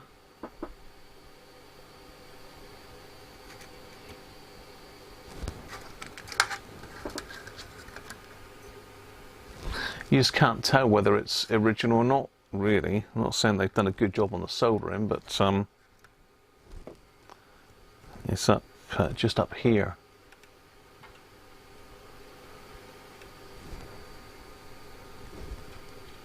Where are you, Graham? Come on, sort yourself out.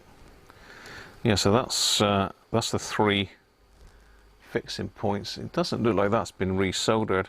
Oh, hang on, it's this one here. So yeah, it's that one, and that one. It's those 3 there. That one, and that one. There's a load of flux around it, but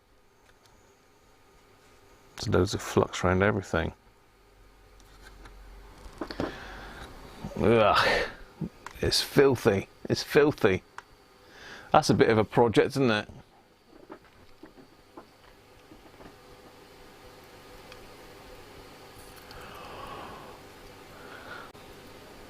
It looks perfectly factory. You see many of those like that from new. Really, George, that's pretty shocking, isn't it?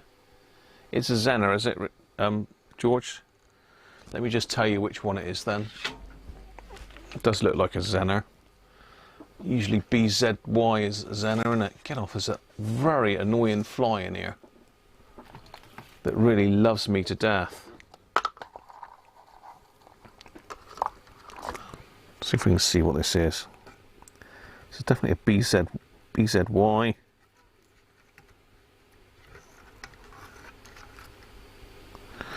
Something 16. Let's just lift it and find out that.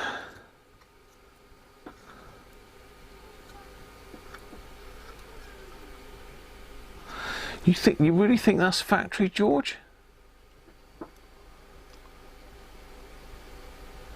It's an LM723.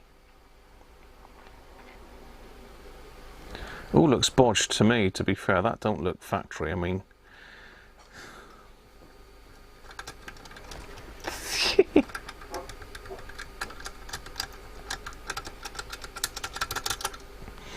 this lot's got to be cleaned right off and resprayed and all sorts if I can figure out how this is actually supposed to be.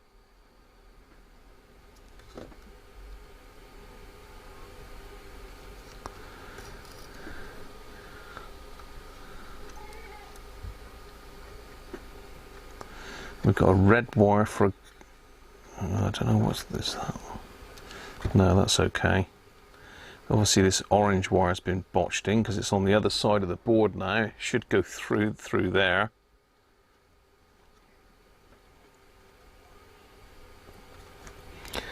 There's the same. Why have they done that?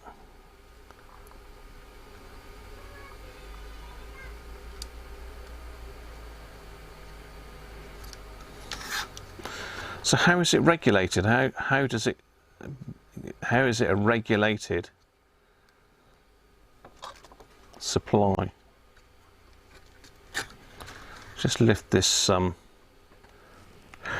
horrendous. It looks like something's been cut off of there.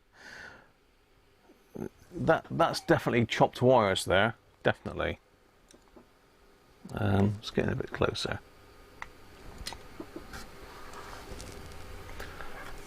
So if you can see that, but it's definitely wires that have been chopped off of there. So this is definitely not original, this diode. Something's been hacked in there before.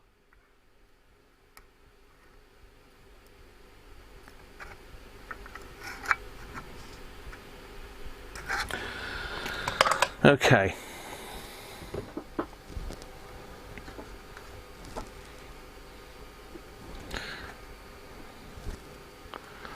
It's getting a bit closer.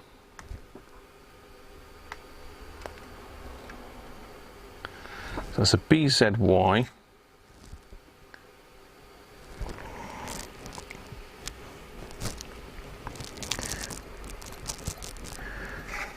BZY 88C16. BZY 88C16.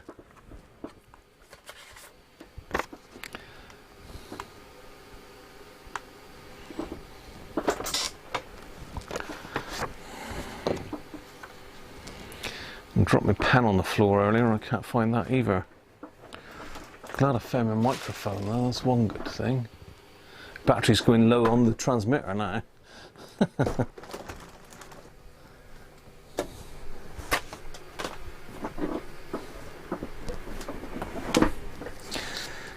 So BZY 88C16.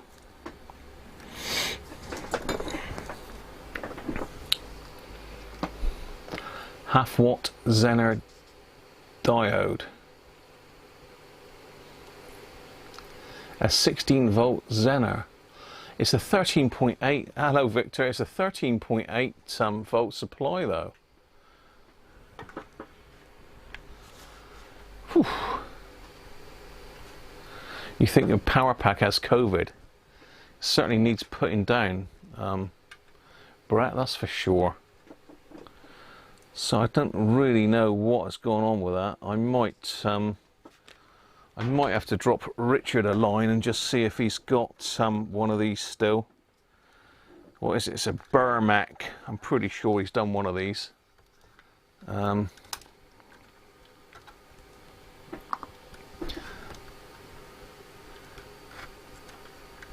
PP1205G.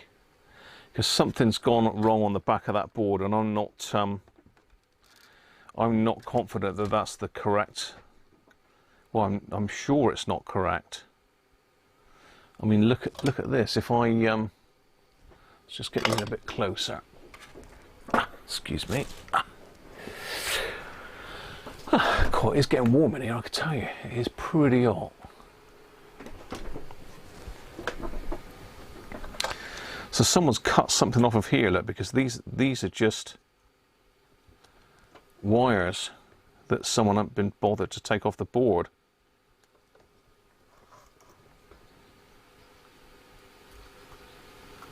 It definitely looks like something should have been fitted across there.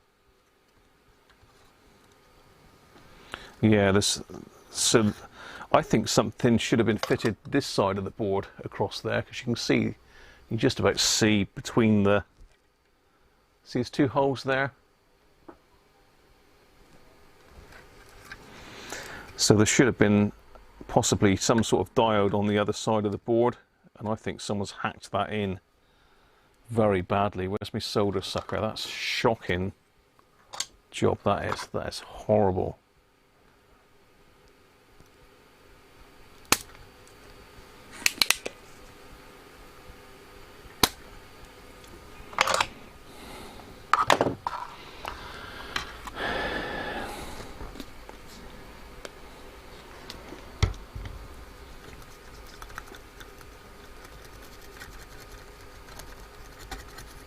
Yuck. Let's put a bit of isopropyl on it.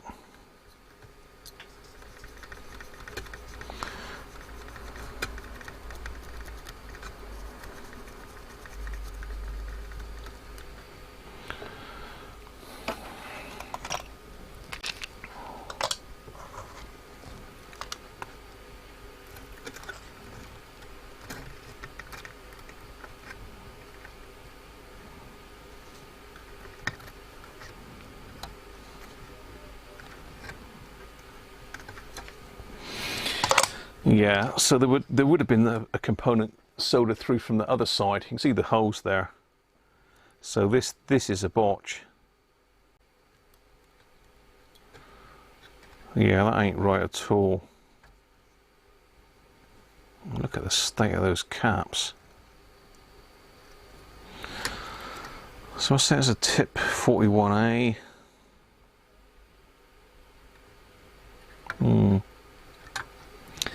Yuck is all I can say to that. That's horrible. So that's not going to be as easy a fix as I'd hoped, really.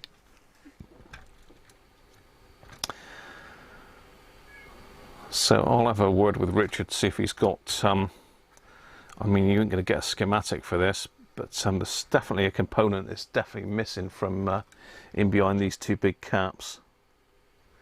I've got to hopefully assume they've wired these up right.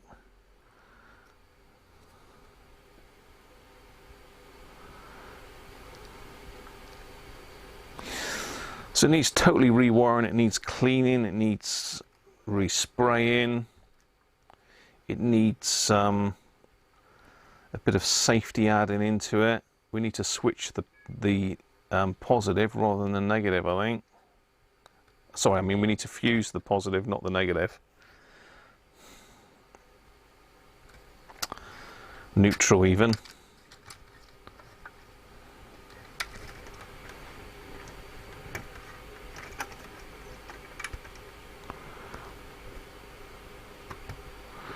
See, even the binding post won't tighten up, so that's been cross-threaded or something, I think. Oh, I've got to stop looking at it, it's too horrible.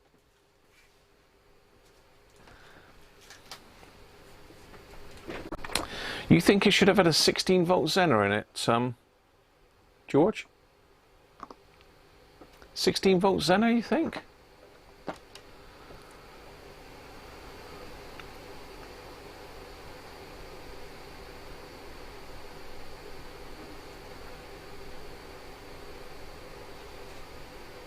It's a half a volt Zener. So we've got conflicting things here. We've got, so Victor thinks it's a 16-volt Zener. George says it's a 10-volt Zener. Bob's saying it's a half a volt Zener. Okay, so it's 13.8 to 15.6, George, is it? Half a watt, okay. The Zener will be connected to the driver transistor base, which in turn will be connected to the base of, and you eventually get about 13.8 volts. We got 15 though when I last tested it, Bob, and I should have, Nick, I mean, I probably shouldn't have touched a blimmin' thing, because it definitely wasn't safe to turn on.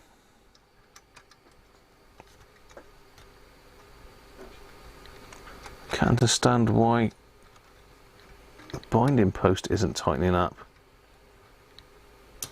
into the chassis. Let's have a look. Let's have it out.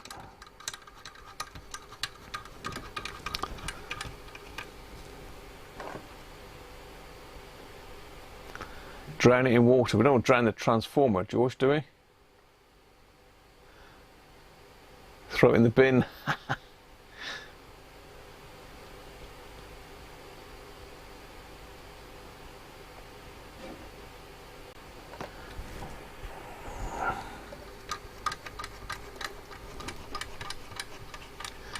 Get on with it then. All right, Bob, all right. Steady. Steady. Yeah, see, that's got a stop on that, so...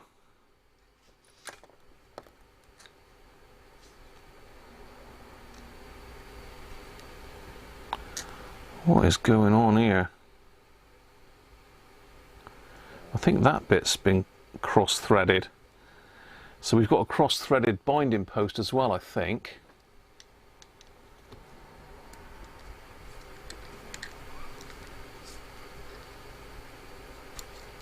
Oh, hang on, no, there we go. That's better.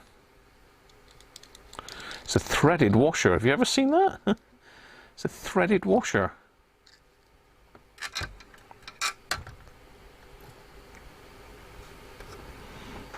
So that goes in there, that goes there.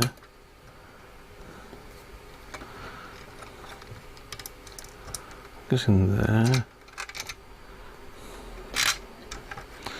So I'm just assing around with this. Let's get the overhead camera so you can see what the hell I'm doing.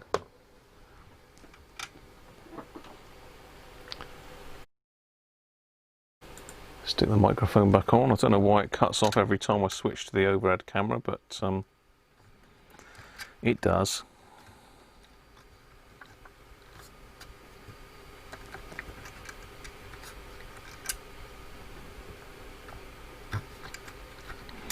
So that should hopefully now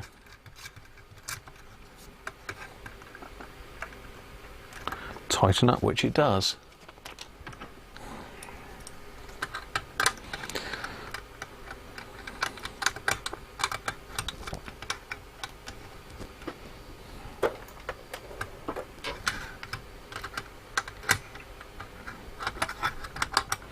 Come on, Graham, all finger and thumbs today.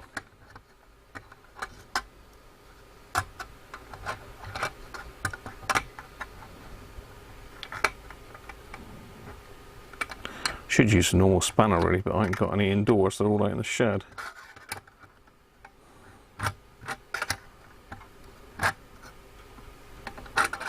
Don't over tighten that really. See how tight that one is. Yeah, okay.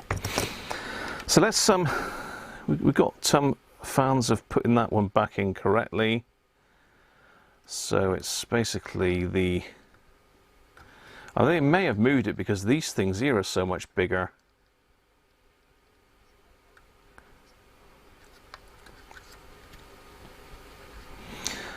So we need the stripe to go to that hole there.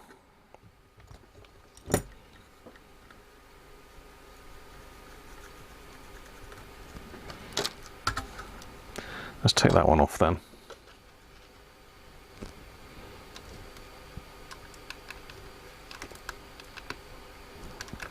Come on, Graham, sort your camera out. Where's your camera? There he is. There he is.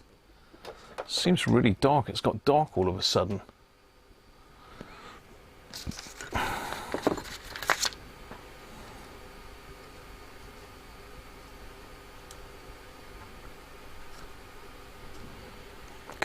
Dear, oh dear. Right, so the stripe end needs to go in there.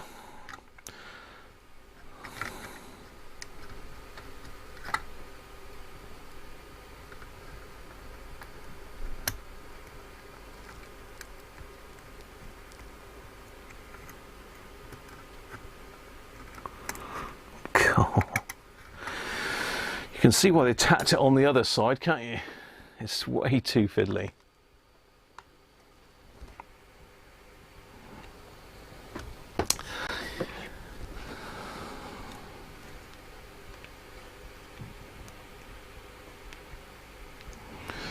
But we should be able to put it in properly. So I take it this little Zener is rated high enough for this power supply.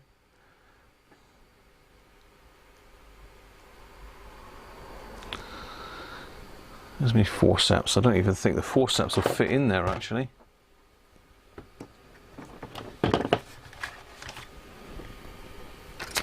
Forceps have gone walkabout.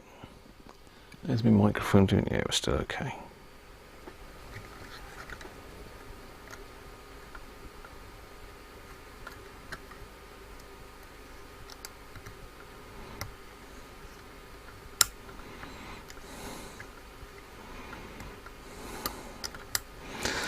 Okay, let's just do it the easy way, shall we? I don't know, I'm struggling with this, but if I thought about it, I could have bent it and pre-made the legs on the back of the board, then popped it in from the front. So let's do that. That's going to be a lot easier.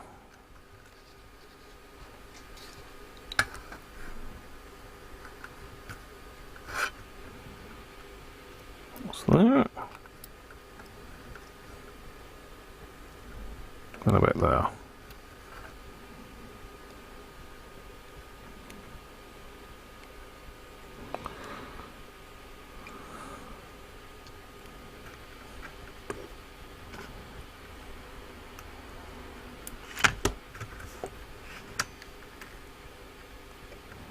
Right, try again. Making sure I get the stripe, the band the right way round. The anode, is it? I think it's the anode on a diode, isn't it?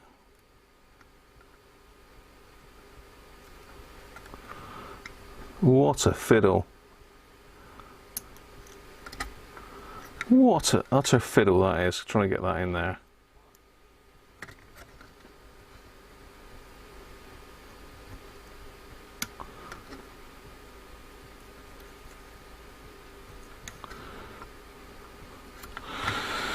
Okay.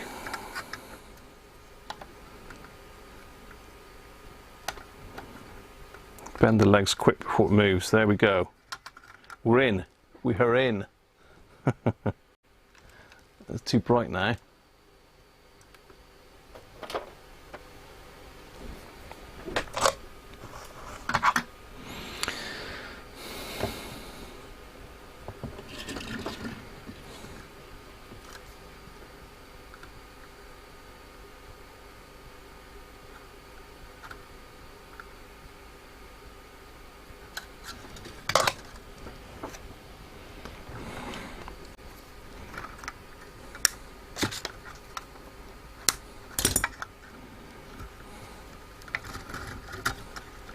There he is, nestled in where he should be, on the front of the board. Okay, what else do we need to do? Oh, hang on. We've got a wire come off. Oh my God. That one was, I think, in there.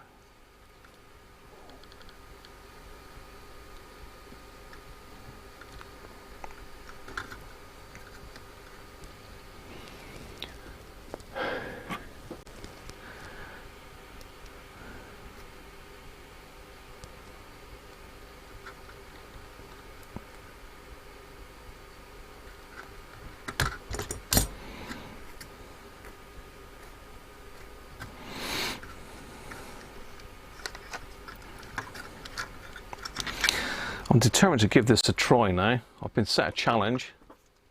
5 minutes to go.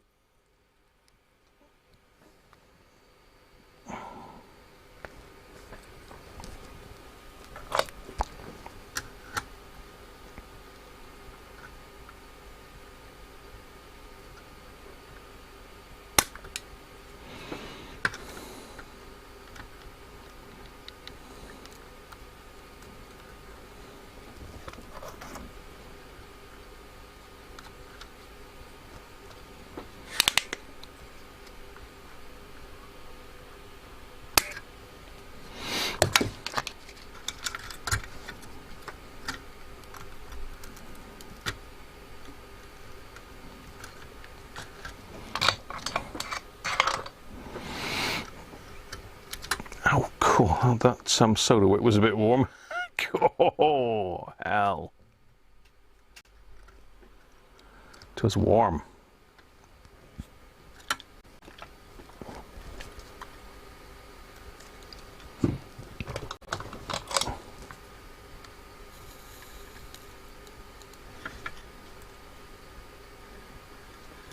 Oh, come on. It's not even soldering that wire. Is that unsolderable wire? What's going on with that?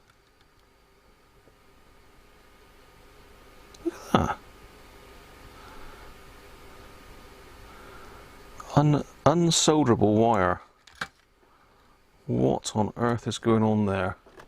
Is it that badly corroded that it won't solder? Let's put some different flux on it and give it a good old going over.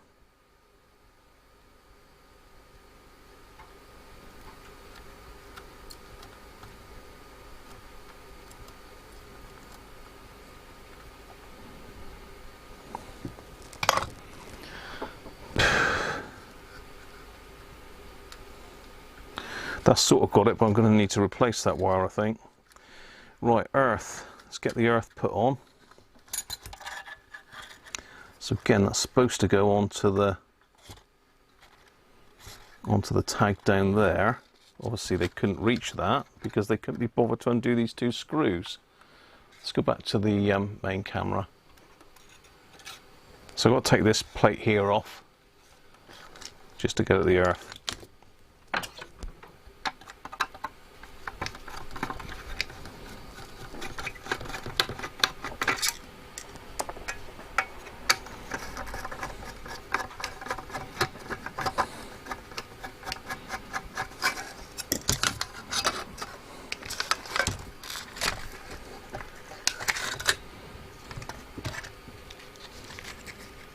There's an earth tag on that boat that's really loose.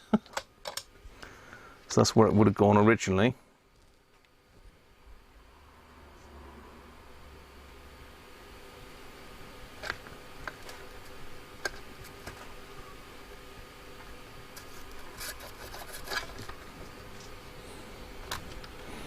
Let's put that out of my way this time.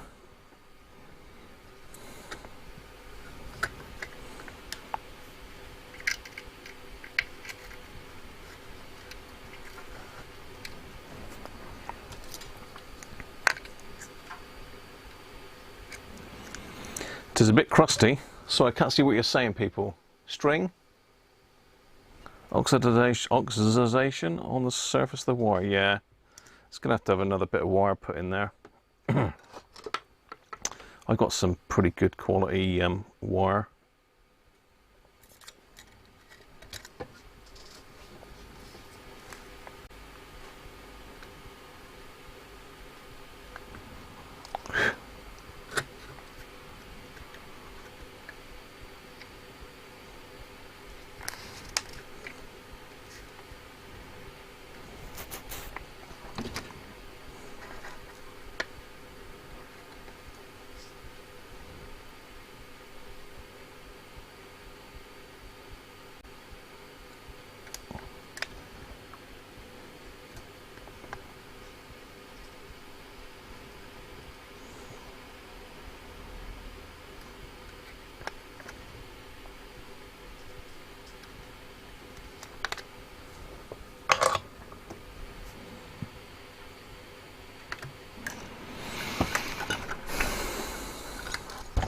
Just tighten that up while we're in here.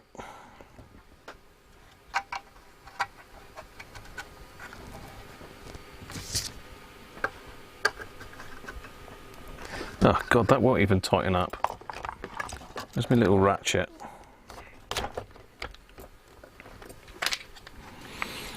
This is my Weira tool check.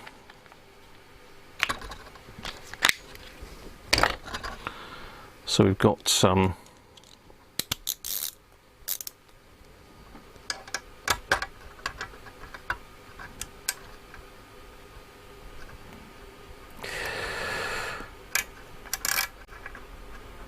cool.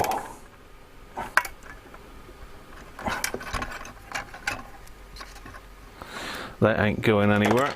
Right, okay. Let's put the power transistor bit back. Heat sink.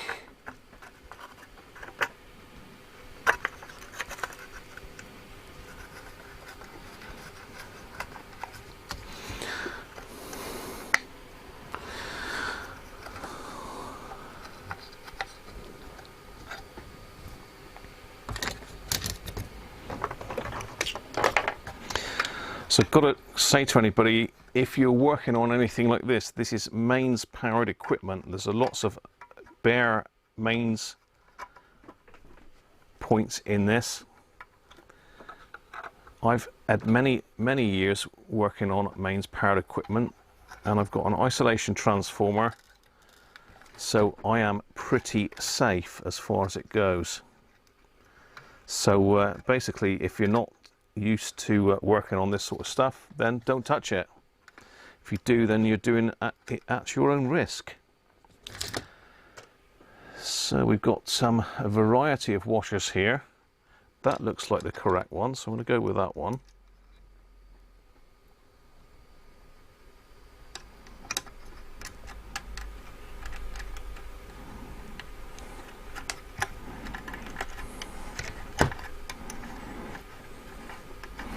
The other one is definitely too small, so we're going to need to find another washer.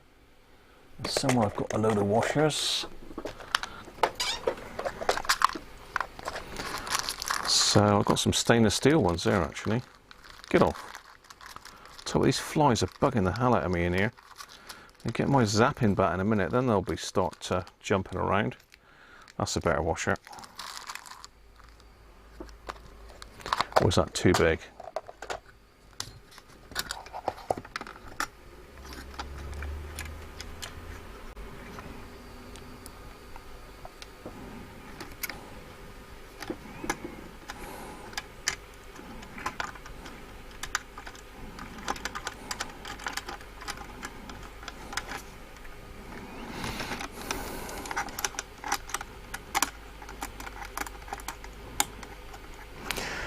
Bit big really, but it will do for the purposes of this.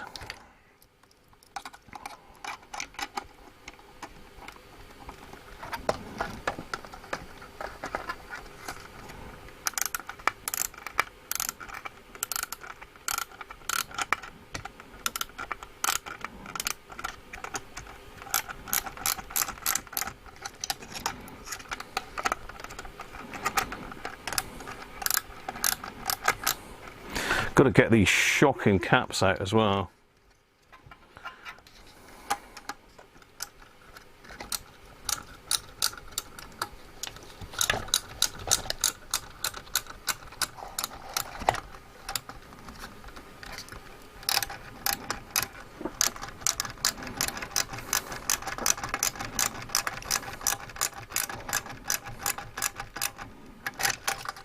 Done it.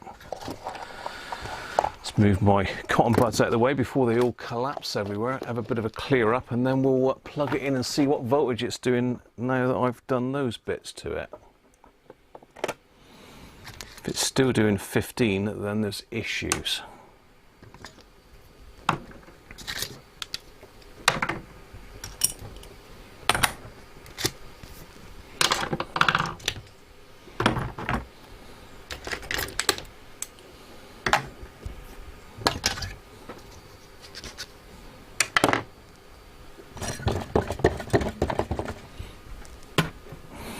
So I'm just trying to move anything metallic out of the way.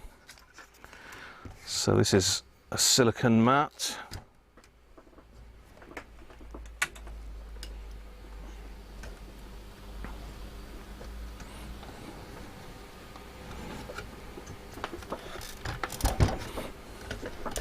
Let's make sure there's no other wires jumped off in the meantime. Nothing touching the case. That's horrible. It really is horrible. Whoa. Got to be really careful with this.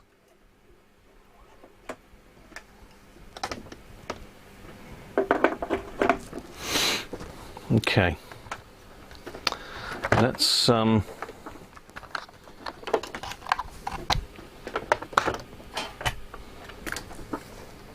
they go in there?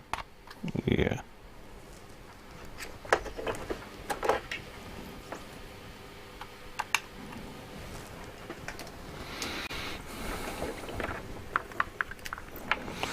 Just connect my meter up a minute and we'll monitor the voltage as I pull it up on the variac.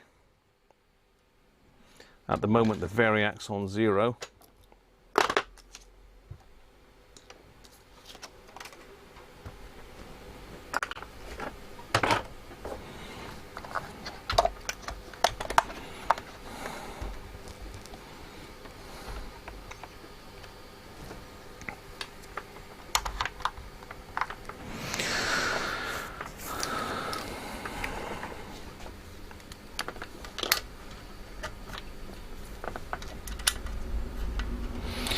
Incidentally, the fuse holder's wrong as well, so that's going to have to be changed.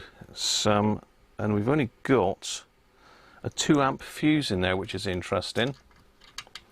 I do not know what size fuse it should have in that holder.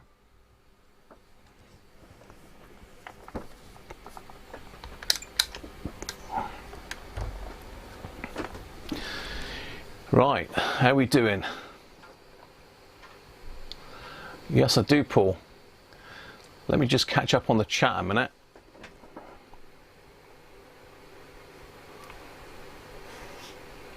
Check the windings on the transformer.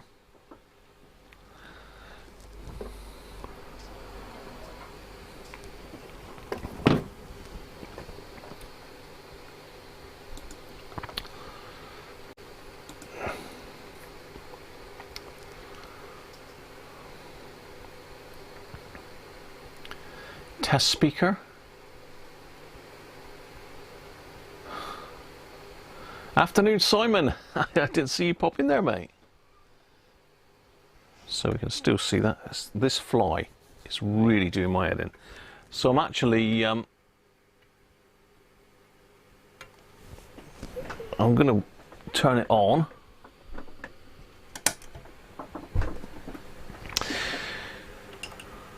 I've got a 3-amp fuse in it, but that's not a problem because this has got to cut out my variac. So let's just start bringing the voltage up.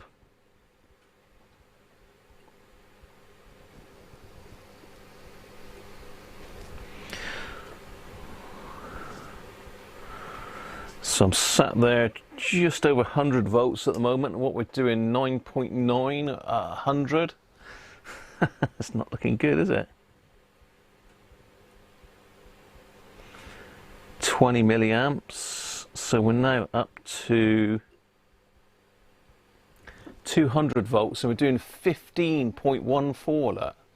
You can see it's supposed to be 13.8. So let's go up full 240.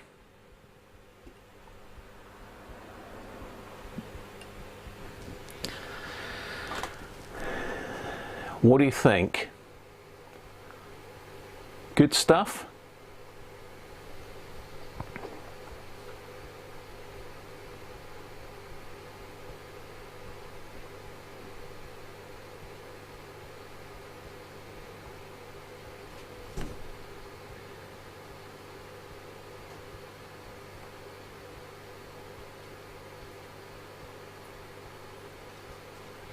There is no adjustment bob at all.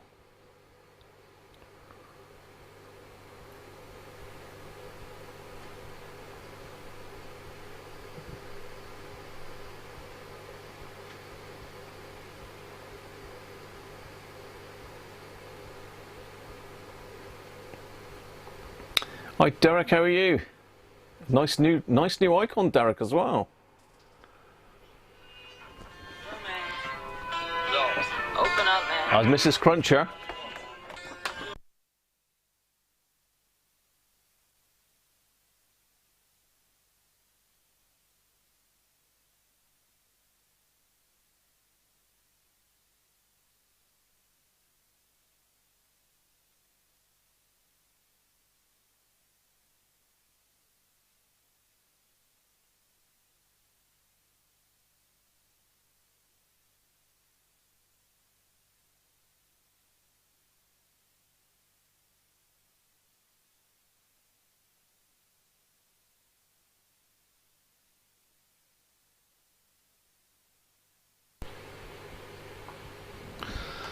There's not a lot of AC on it, look, if that's the correct way to measure it, but I've not put a load on it. End of the day, it's just connected straight into the meter.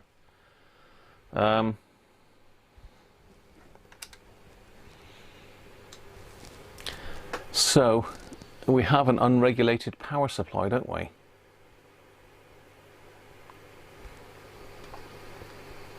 Hello, me dear. Hello, me dear. So just bear with me, I've got to go down, and I've been told I've got to put the cushions away because it's about to rain. Can you believe it? So let's turn that off. Dare I even touch the...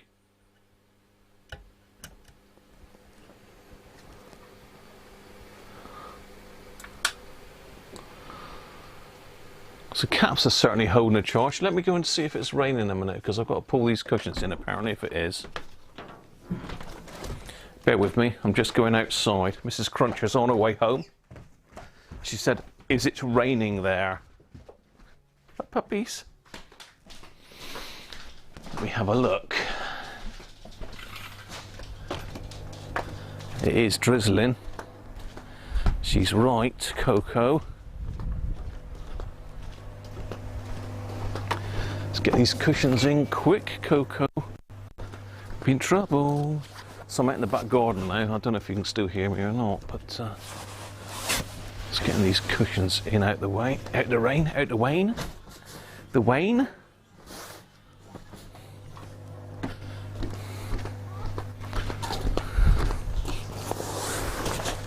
Just caught that in time, I think. It's all live here, isn't it? It's like live TV. Anything can happen.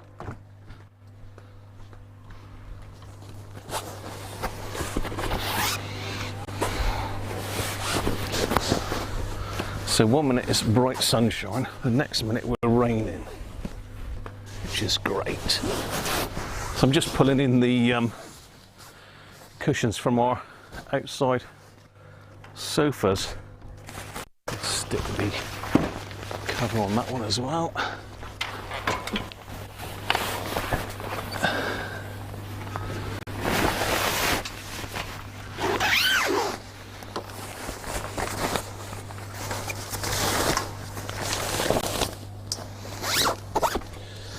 Three more cushions to bring in, then we're good.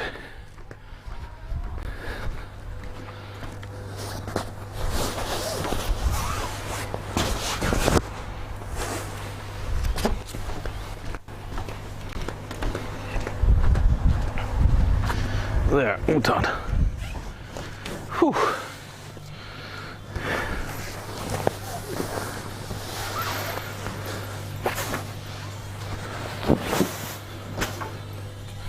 Come on, Coco, in. Come on. Let's get Coco in out of the rain. Come on, move your bum.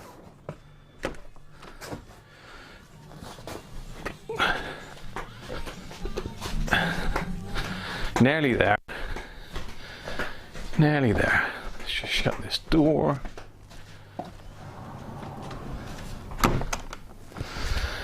So it's allegedly the hottest day of the year today, but it's been pretty hot. But I wasn't expecting it to rain, to be honest. Right, coming back. Whew. Okay.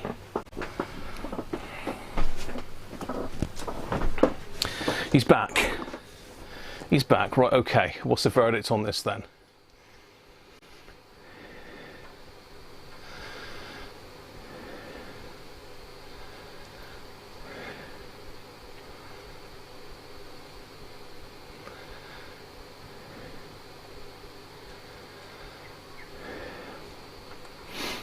Right, what's the verdict on this then?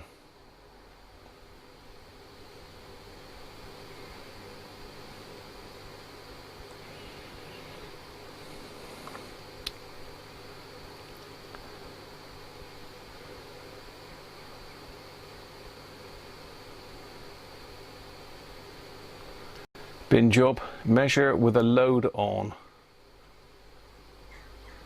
Try it with a load on. 13.8 on load voltage, higher offload. It shouldn't be, Theo. It should be 13.8 on or offload. It shouldn't drop off. There's definitely something that there's issues with it.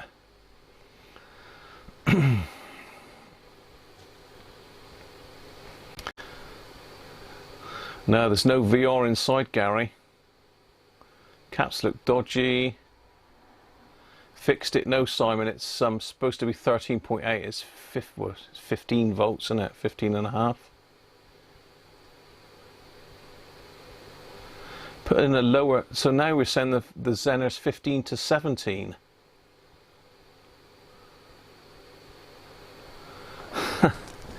It's got in it, Simon, a Zener. You can't see that, can you? A BZY 88C16 in it. So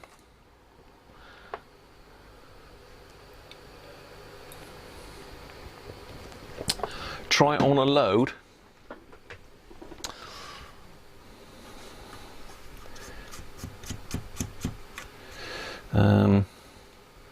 Can I get a load on it? I can put a load on it, but I'll just have to measure the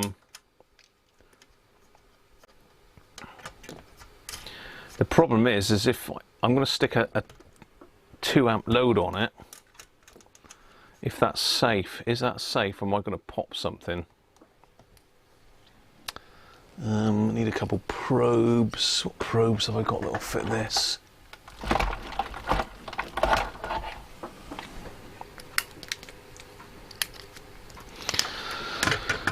Right, so I've made myself up a load earlier actually. I made this up earlier. This is an old indicator bulb from one of my old, I think it could have been one of my Ford Capris. I've had it for absolutely years. I assume it's okay. Let me just do a continuity check on the thing. I don't know if it's working even. So what is putting it on a load going to achieve? We already know it's over voltage, and this is only a 12 volt bulb. So I'm not going to stick 15 up it, so I'll have to wind it up.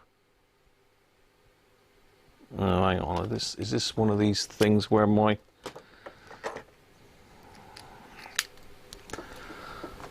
where I've got no...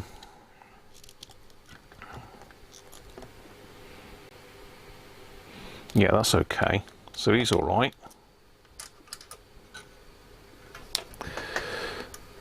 Cool.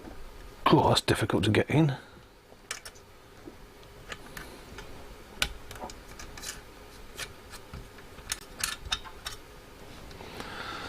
A couple probes. Come on, Graham, where's your probes?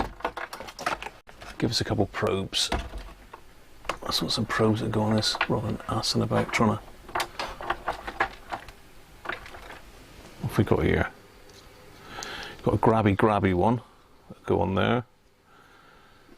And we got another one for there.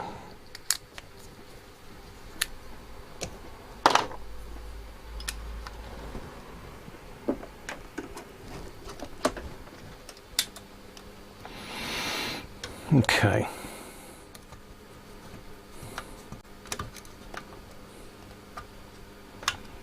Make sure we turn that back to voltage.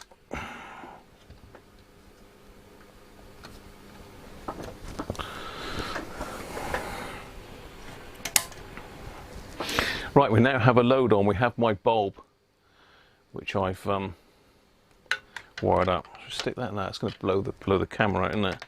It's orange painted, but no, you can't see that. I've not tried this bulb yet. I only wired that up earlier. So let's start winding up the voltage. Then is it in the on position? Yes, it is.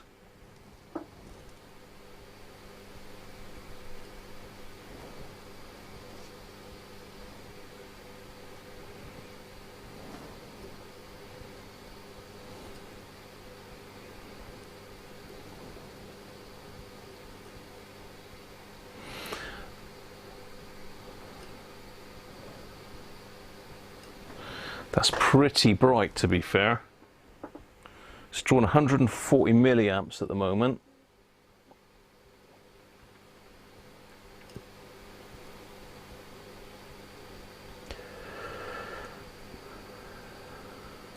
So 12 volts is drawn 170 milliamps, which is about right. The bulb is pretty bright, as you can see. I don't want to wind it up any further than that though, because of the fact that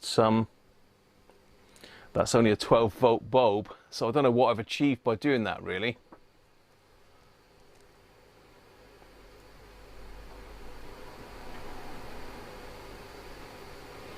More volts, the more...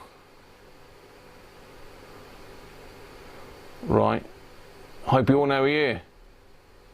We're looking at a power supply, Bjorn, that's supposed to be 13.8 volts. It's got someone's hashed a Zener in it, which is a BZY. It's really hard to see that with this light, isn't it? It's a BZY 8E8C16 has been put in it, which is obviously wrong because it's doing too much voltage. So what Zener are we saying to put in? Change your Zener to a BZY 88C13. You assume I got one of those, George, do you? Let me have a look and see what I've got. Let me have a look and see what I've got in here. I have got a lot of Zeners, but I don't know if I've got a 13 volt Zener.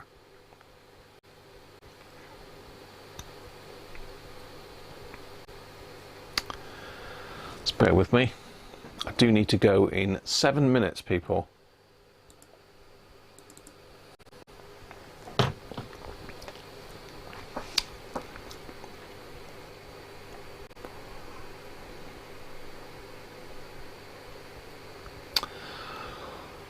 Okay, what have I got then?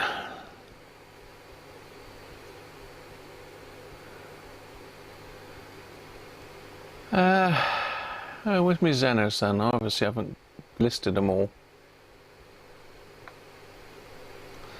Zener diode, okay. I've got, the only Zeners I've got, the highest value I've got is 9.5 volts.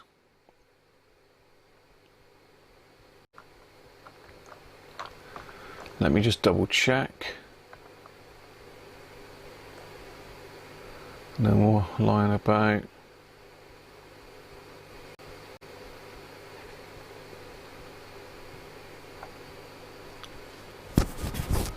Voltage regulator, Zener diode. No, I've only got 9.5 volts is the biggest one I've got. I mean, I do have some random ones in there, so I will have a quick look. I've got some others, so bear with me. You never know, I might. This is something I might have.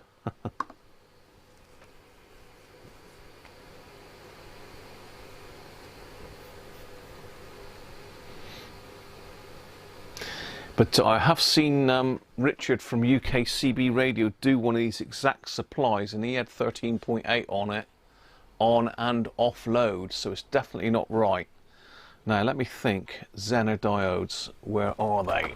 In here. So I've got some random values in here. So I've got a 6V8, which, and I've got a 5.1 BZX85.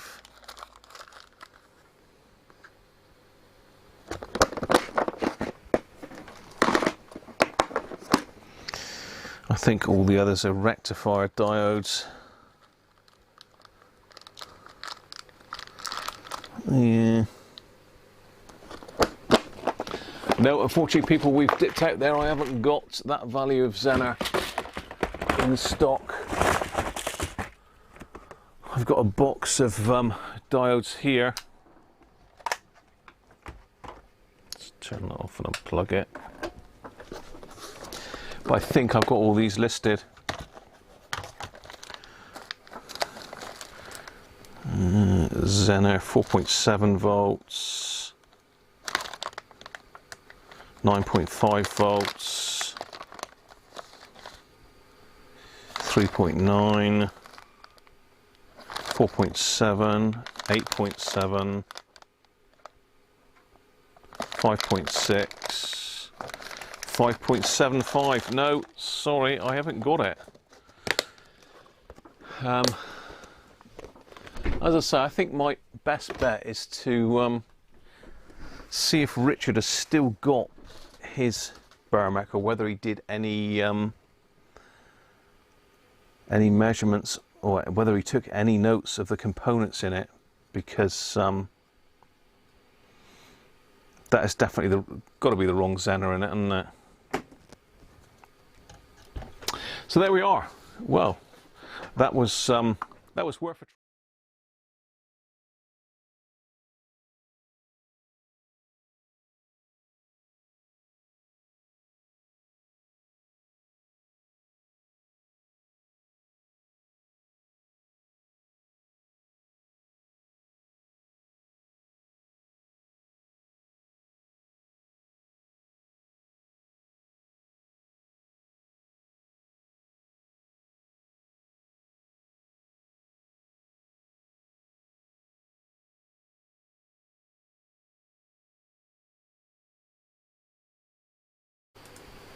Stick my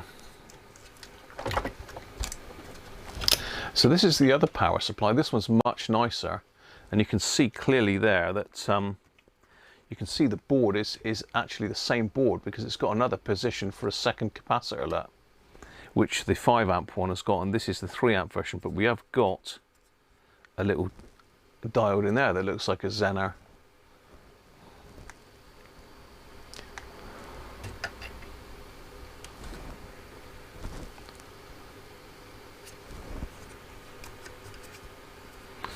can't see if it's got any markings on it. It looks like it says something, doesn't it?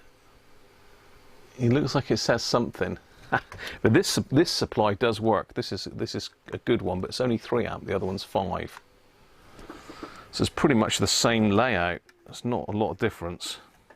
Let's put that one on the floor out of the way. Let's get me magnifying glasses in and just have a quick look, see if we can see what this is.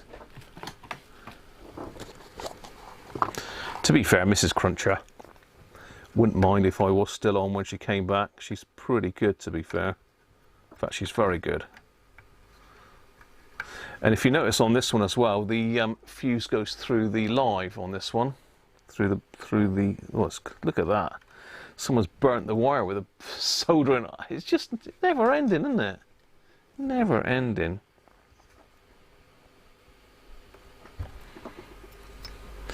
So can I see what that is?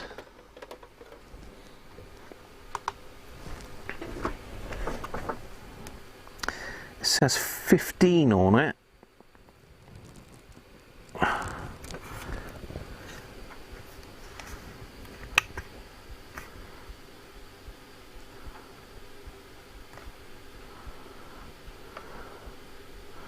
Looks like B9. 15. B9 15. Does that make any sense to anyone?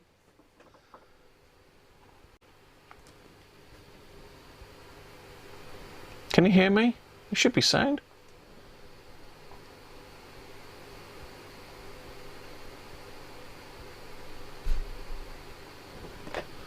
It's saying I've got sound. So I've gone and mullered up my mic again. Yeah, I've got sound. I don't know why that was. Maybe I was leaning against the mic plug, perhaps. I don't know. Anyway, it could just be the stream. I wonder if I can just get the iron in and pop that one out. Let me see if I can just pop that one out. We can find out exactly what it is, because it's got to be the same same one I would have thought for both sets.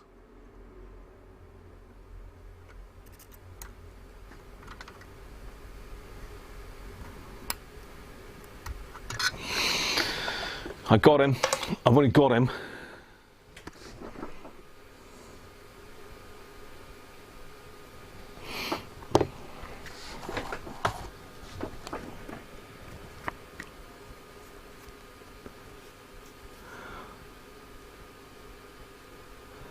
So this one is a B315. I was right. A B315.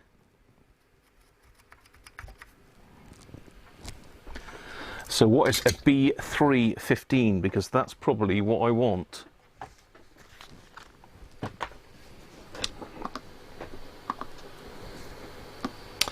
A B315. That's 13.8, Doug.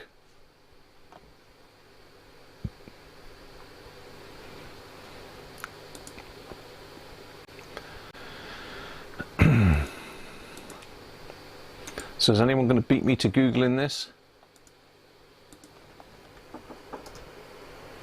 B315 diode.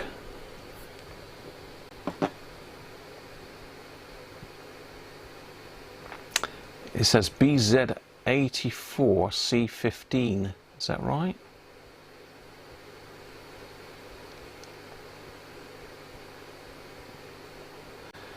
B3 Zener diodes. Mauser.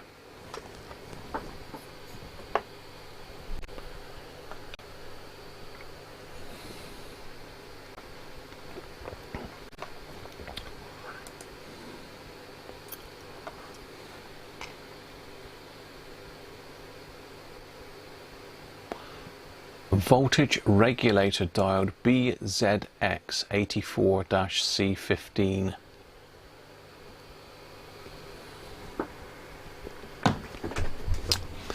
That makes me want to grab my random diode box again.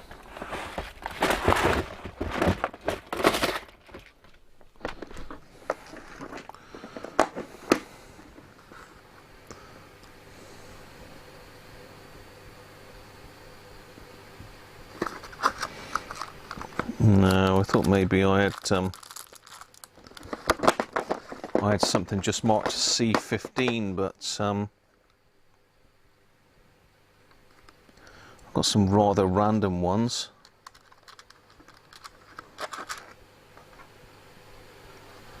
Five V6.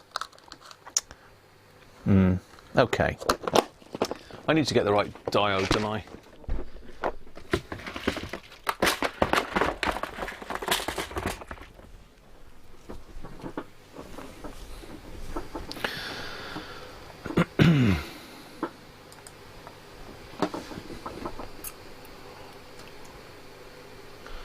B3150?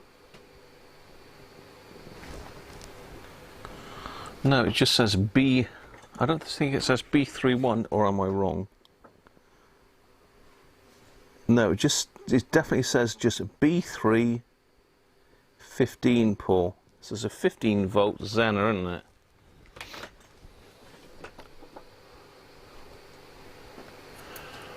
Just put the Zener on a variable PSU and it will reveal its Zener voltage.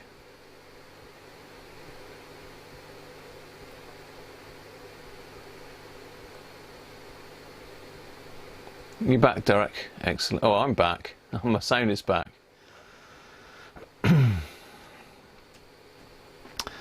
So, diode then. Let's order a diode. Let's go into RS and order some diodes.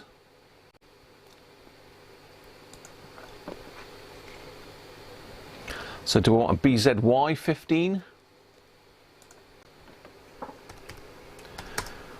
Zener or Zener?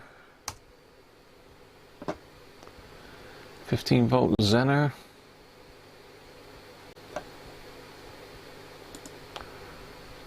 $15 volt, I've got 186. Single or common anode? Just a single diode. Mounting type, through hole. Power dissipation, how many watts do we want?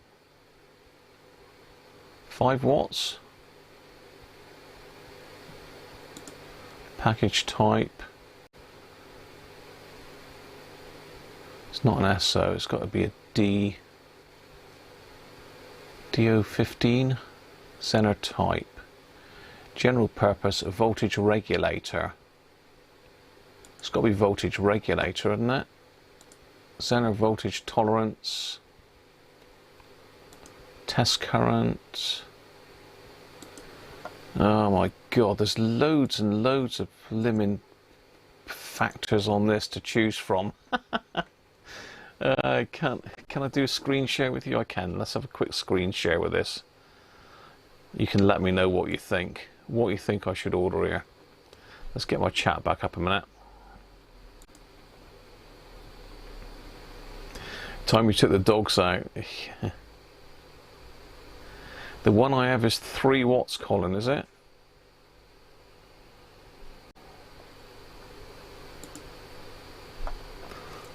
Let's just take that audio microphone out. And we've still got battery life left on this one. Let's add in the screen capture.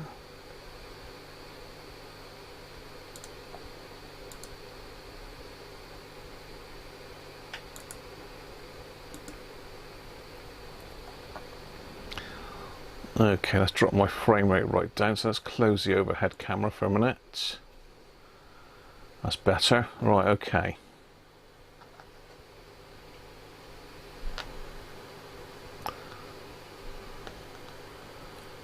So that's in the overhead camera position now, so...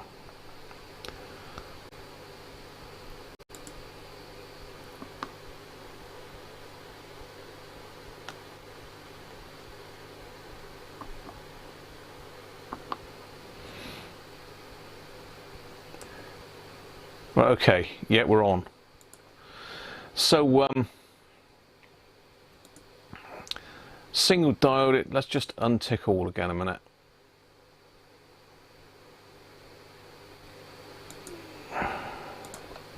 Just get rid of my filters. Yeah, you've made some changes. So, nominal Zener voltage, I've got 15 volts. Mounting type through hole. Zener type, general purpose or voltage regulator? Let's get my chat over that way.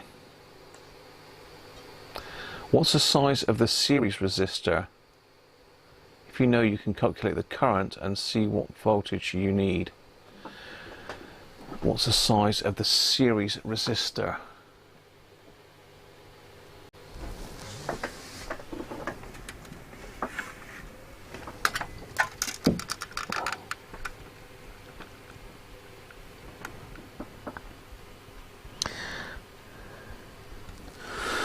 Is it the same?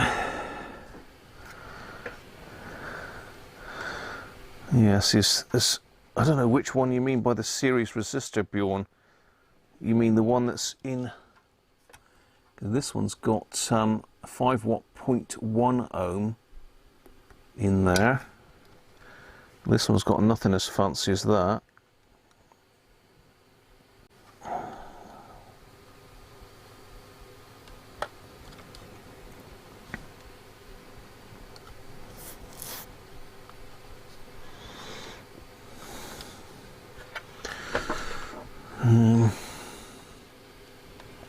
It's not very substantial. It looks like it's brown, black and gold.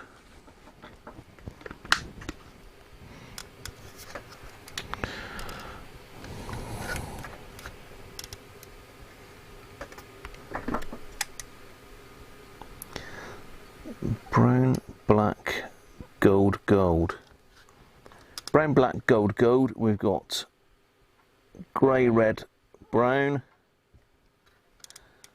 and brown, green and red. So that's the three we got. So we got brown, black, gold, grey, red, brown, and brown, green, red.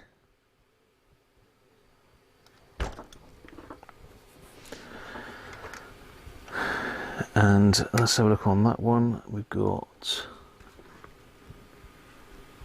same resistor in that position and the same resistor in that position. It's almost like there's a resistor missing off this one.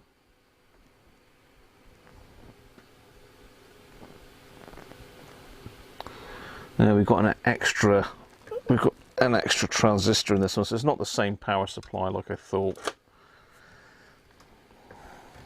Look, Chuckin's got screws stuck to my arm again. Cheers, Derek. Catch you soon, mate.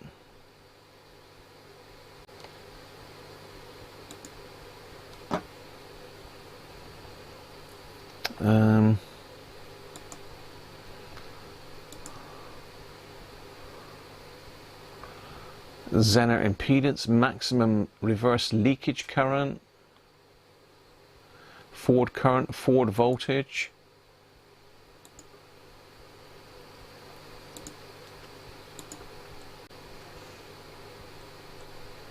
Power dissipation, 500 milliwatts. Someone said the one I had was 3 watts.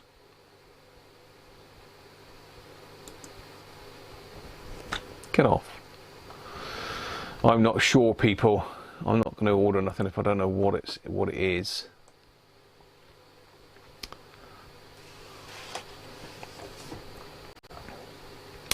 Yeah, Colin was saying it's 3 watts, so that's 500 milliwatts. But then the one I've got is wrong, isn't it? Or are you saying that the new one is?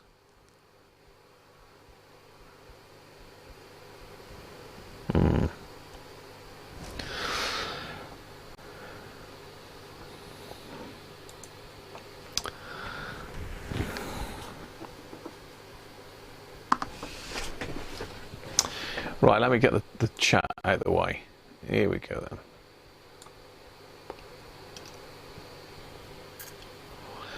Well,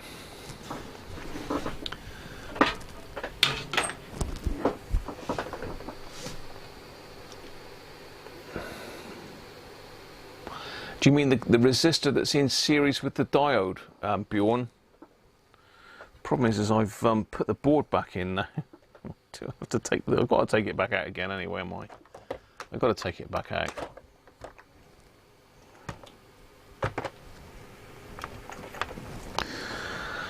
Now, what did I do with my socket?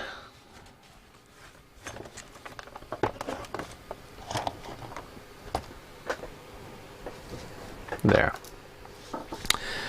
Let's take it out. It's all unplugged. There shouldn't be any voltage flying around in here anywhere. Let's whip this board out again, see where this fuse is.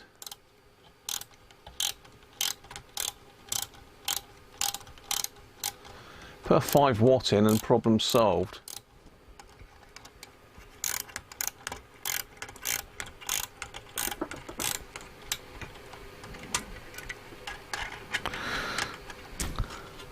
We're saying beyond it should be at least. No, there's nothing, Doug. Not that I've ever. Well, I've not tried, to be honest. I mean, if you want to try googling that a minute, it's well, I'm just taking this back out again. If anyone wants to quickly Google that, it's a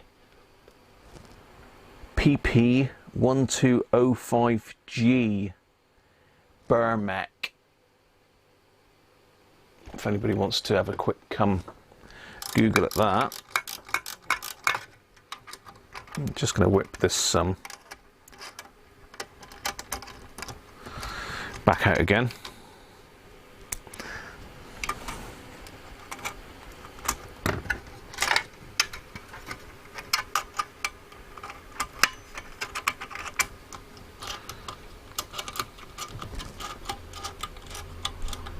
Oh, you did try and find one, did you?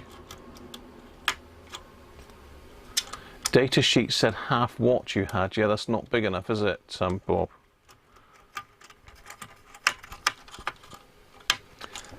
So a 5 watt would be nice. A 5 watt Zener.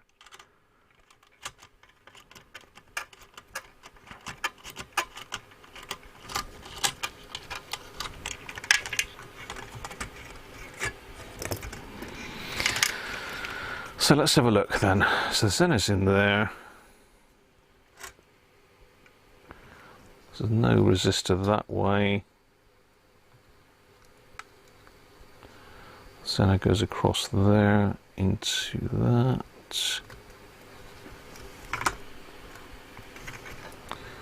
That's there and there.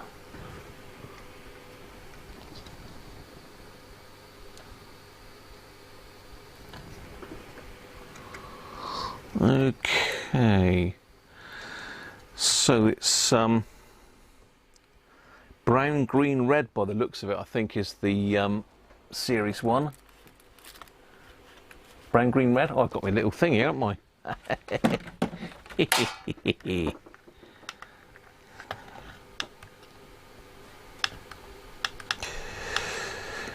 5, 4. So it's brown, green, red.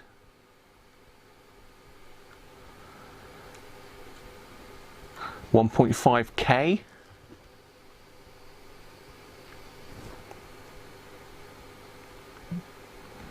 And what was the last one? It was gold, wasn't it? Gold. So 1.5K, 5%. It doesn't look. It's only a half watt resistor. That's the one up here, and that goes across.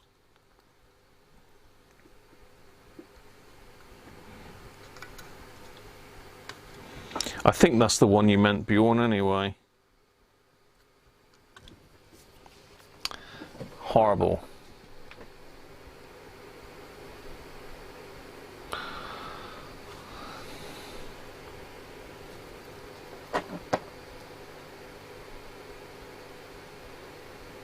Computer says no. You fit a general purpose 1 watt Zener in that position and it worked okay. You need to know the voltage across the Zener and the resistor together, then just subtract the Zener voltage and you have the voltage drop across the series resistor. It's all Ohm's law. Any old rubbish will do. So any old 15 volt Zener will do, George. Is that what you're saying? Let's why won't it let me clear these filters, this stupid thing? Right.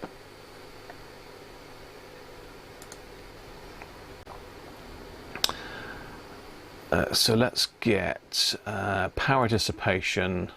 It's 500 milliwatts is all it'll let me have for a through hole 15 volt Zener.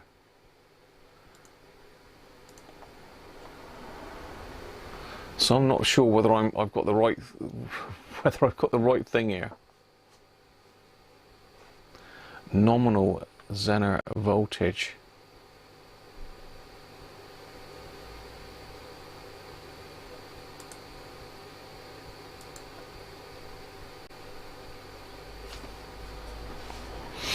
Hmm.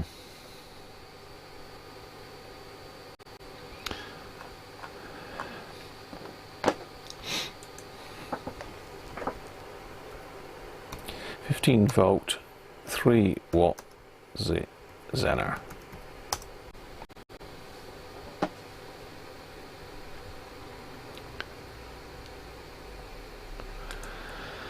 For now, 3 watt Zener diode.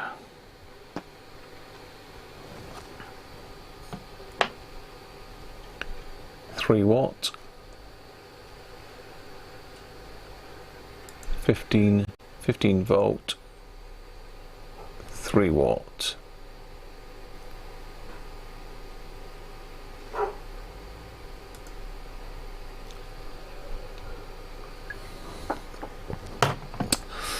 For now, have them, but that's surface mount. That's not ON semiconductor.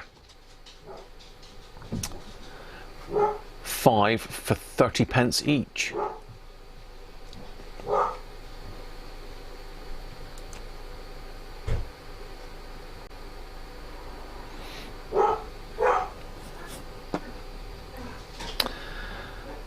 Let me just go and sort the dogs out a minute. Let me just put you on my screen.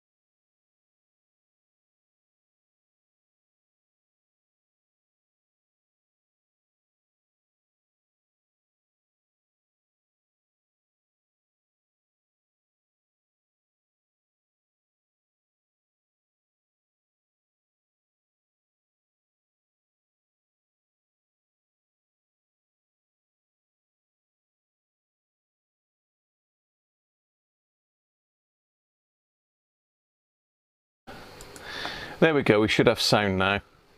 This thing's got a mind of its own, hasn't it? Yeah, so £35, they are expensive, Doug. People are after them at the moment, and they're a lot cheaper than buying a new one. So you don't know that Zener is bad until you measure across it, but it's the wrong size Zener, Nick, isn't it? I can't remember what we had in this one. Can't remember what it was now. It was a 16 volt, wasn't it? So it shouldn't have been massively different. I can't see what difference 1 volt would make, unless we've got a problem with these caps, but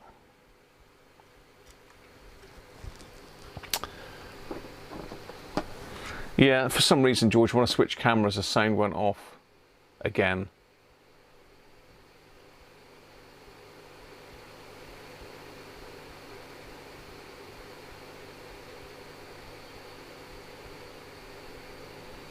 Didn't he have a 15 watt Zener? I haven't got a 15 watt Zener, a 15 volt Zener, Bjorn.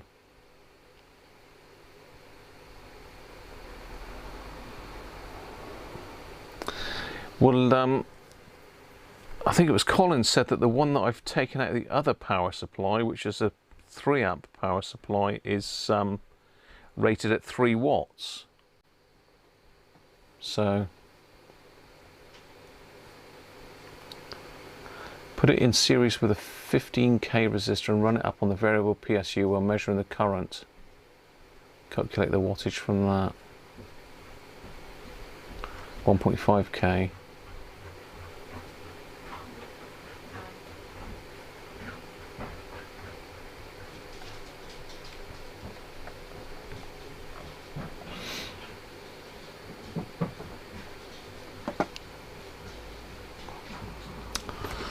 And they both got the same output transistor on. No, that's got a BDW21, the other power supply. Well, people, Mrs. Cruncher is home, as I said, and I have got to take the dogs out for a walk, so I'm going to have to go now. But if anyone's got any suggestions, pop them in the comments or drop me an email. Drop me an email. I've got no banners on here either, so I'm really scraping the barrel now. But there we go. Couple power supplies, and as I say, that has got the wrong diode in it. But what I will try when I probably try it tomorrow actually, is I'll pop the capacitors out. I'll replace those, and I'll drop that Zener from the other power supply into this one and see what it does. Then at least I'll know then, won't I? And if anyone knows where Mr. Racing Demon is, then let me know, because I'm not sure where he's disappeared to. You don't usually miss many streams, but I haven't seen him for a good week or so. So cheers everybody. I'll be back on Sunday. What will I be doing on Sunday? I do not know. I've got a load more CBs just for Simon. Roto 240, Simon. You can't see that in that camera very well, but Simon was looking at one of those on eBay, but they are quite expensive to buy second hand, Simon. So if you can get one for a good price, then go for it, mate, because they are cracking radios. Cheers everybody. I will catch you soon. Have a good one. I've got to try and sort all the screens out here now. See you on Sunday.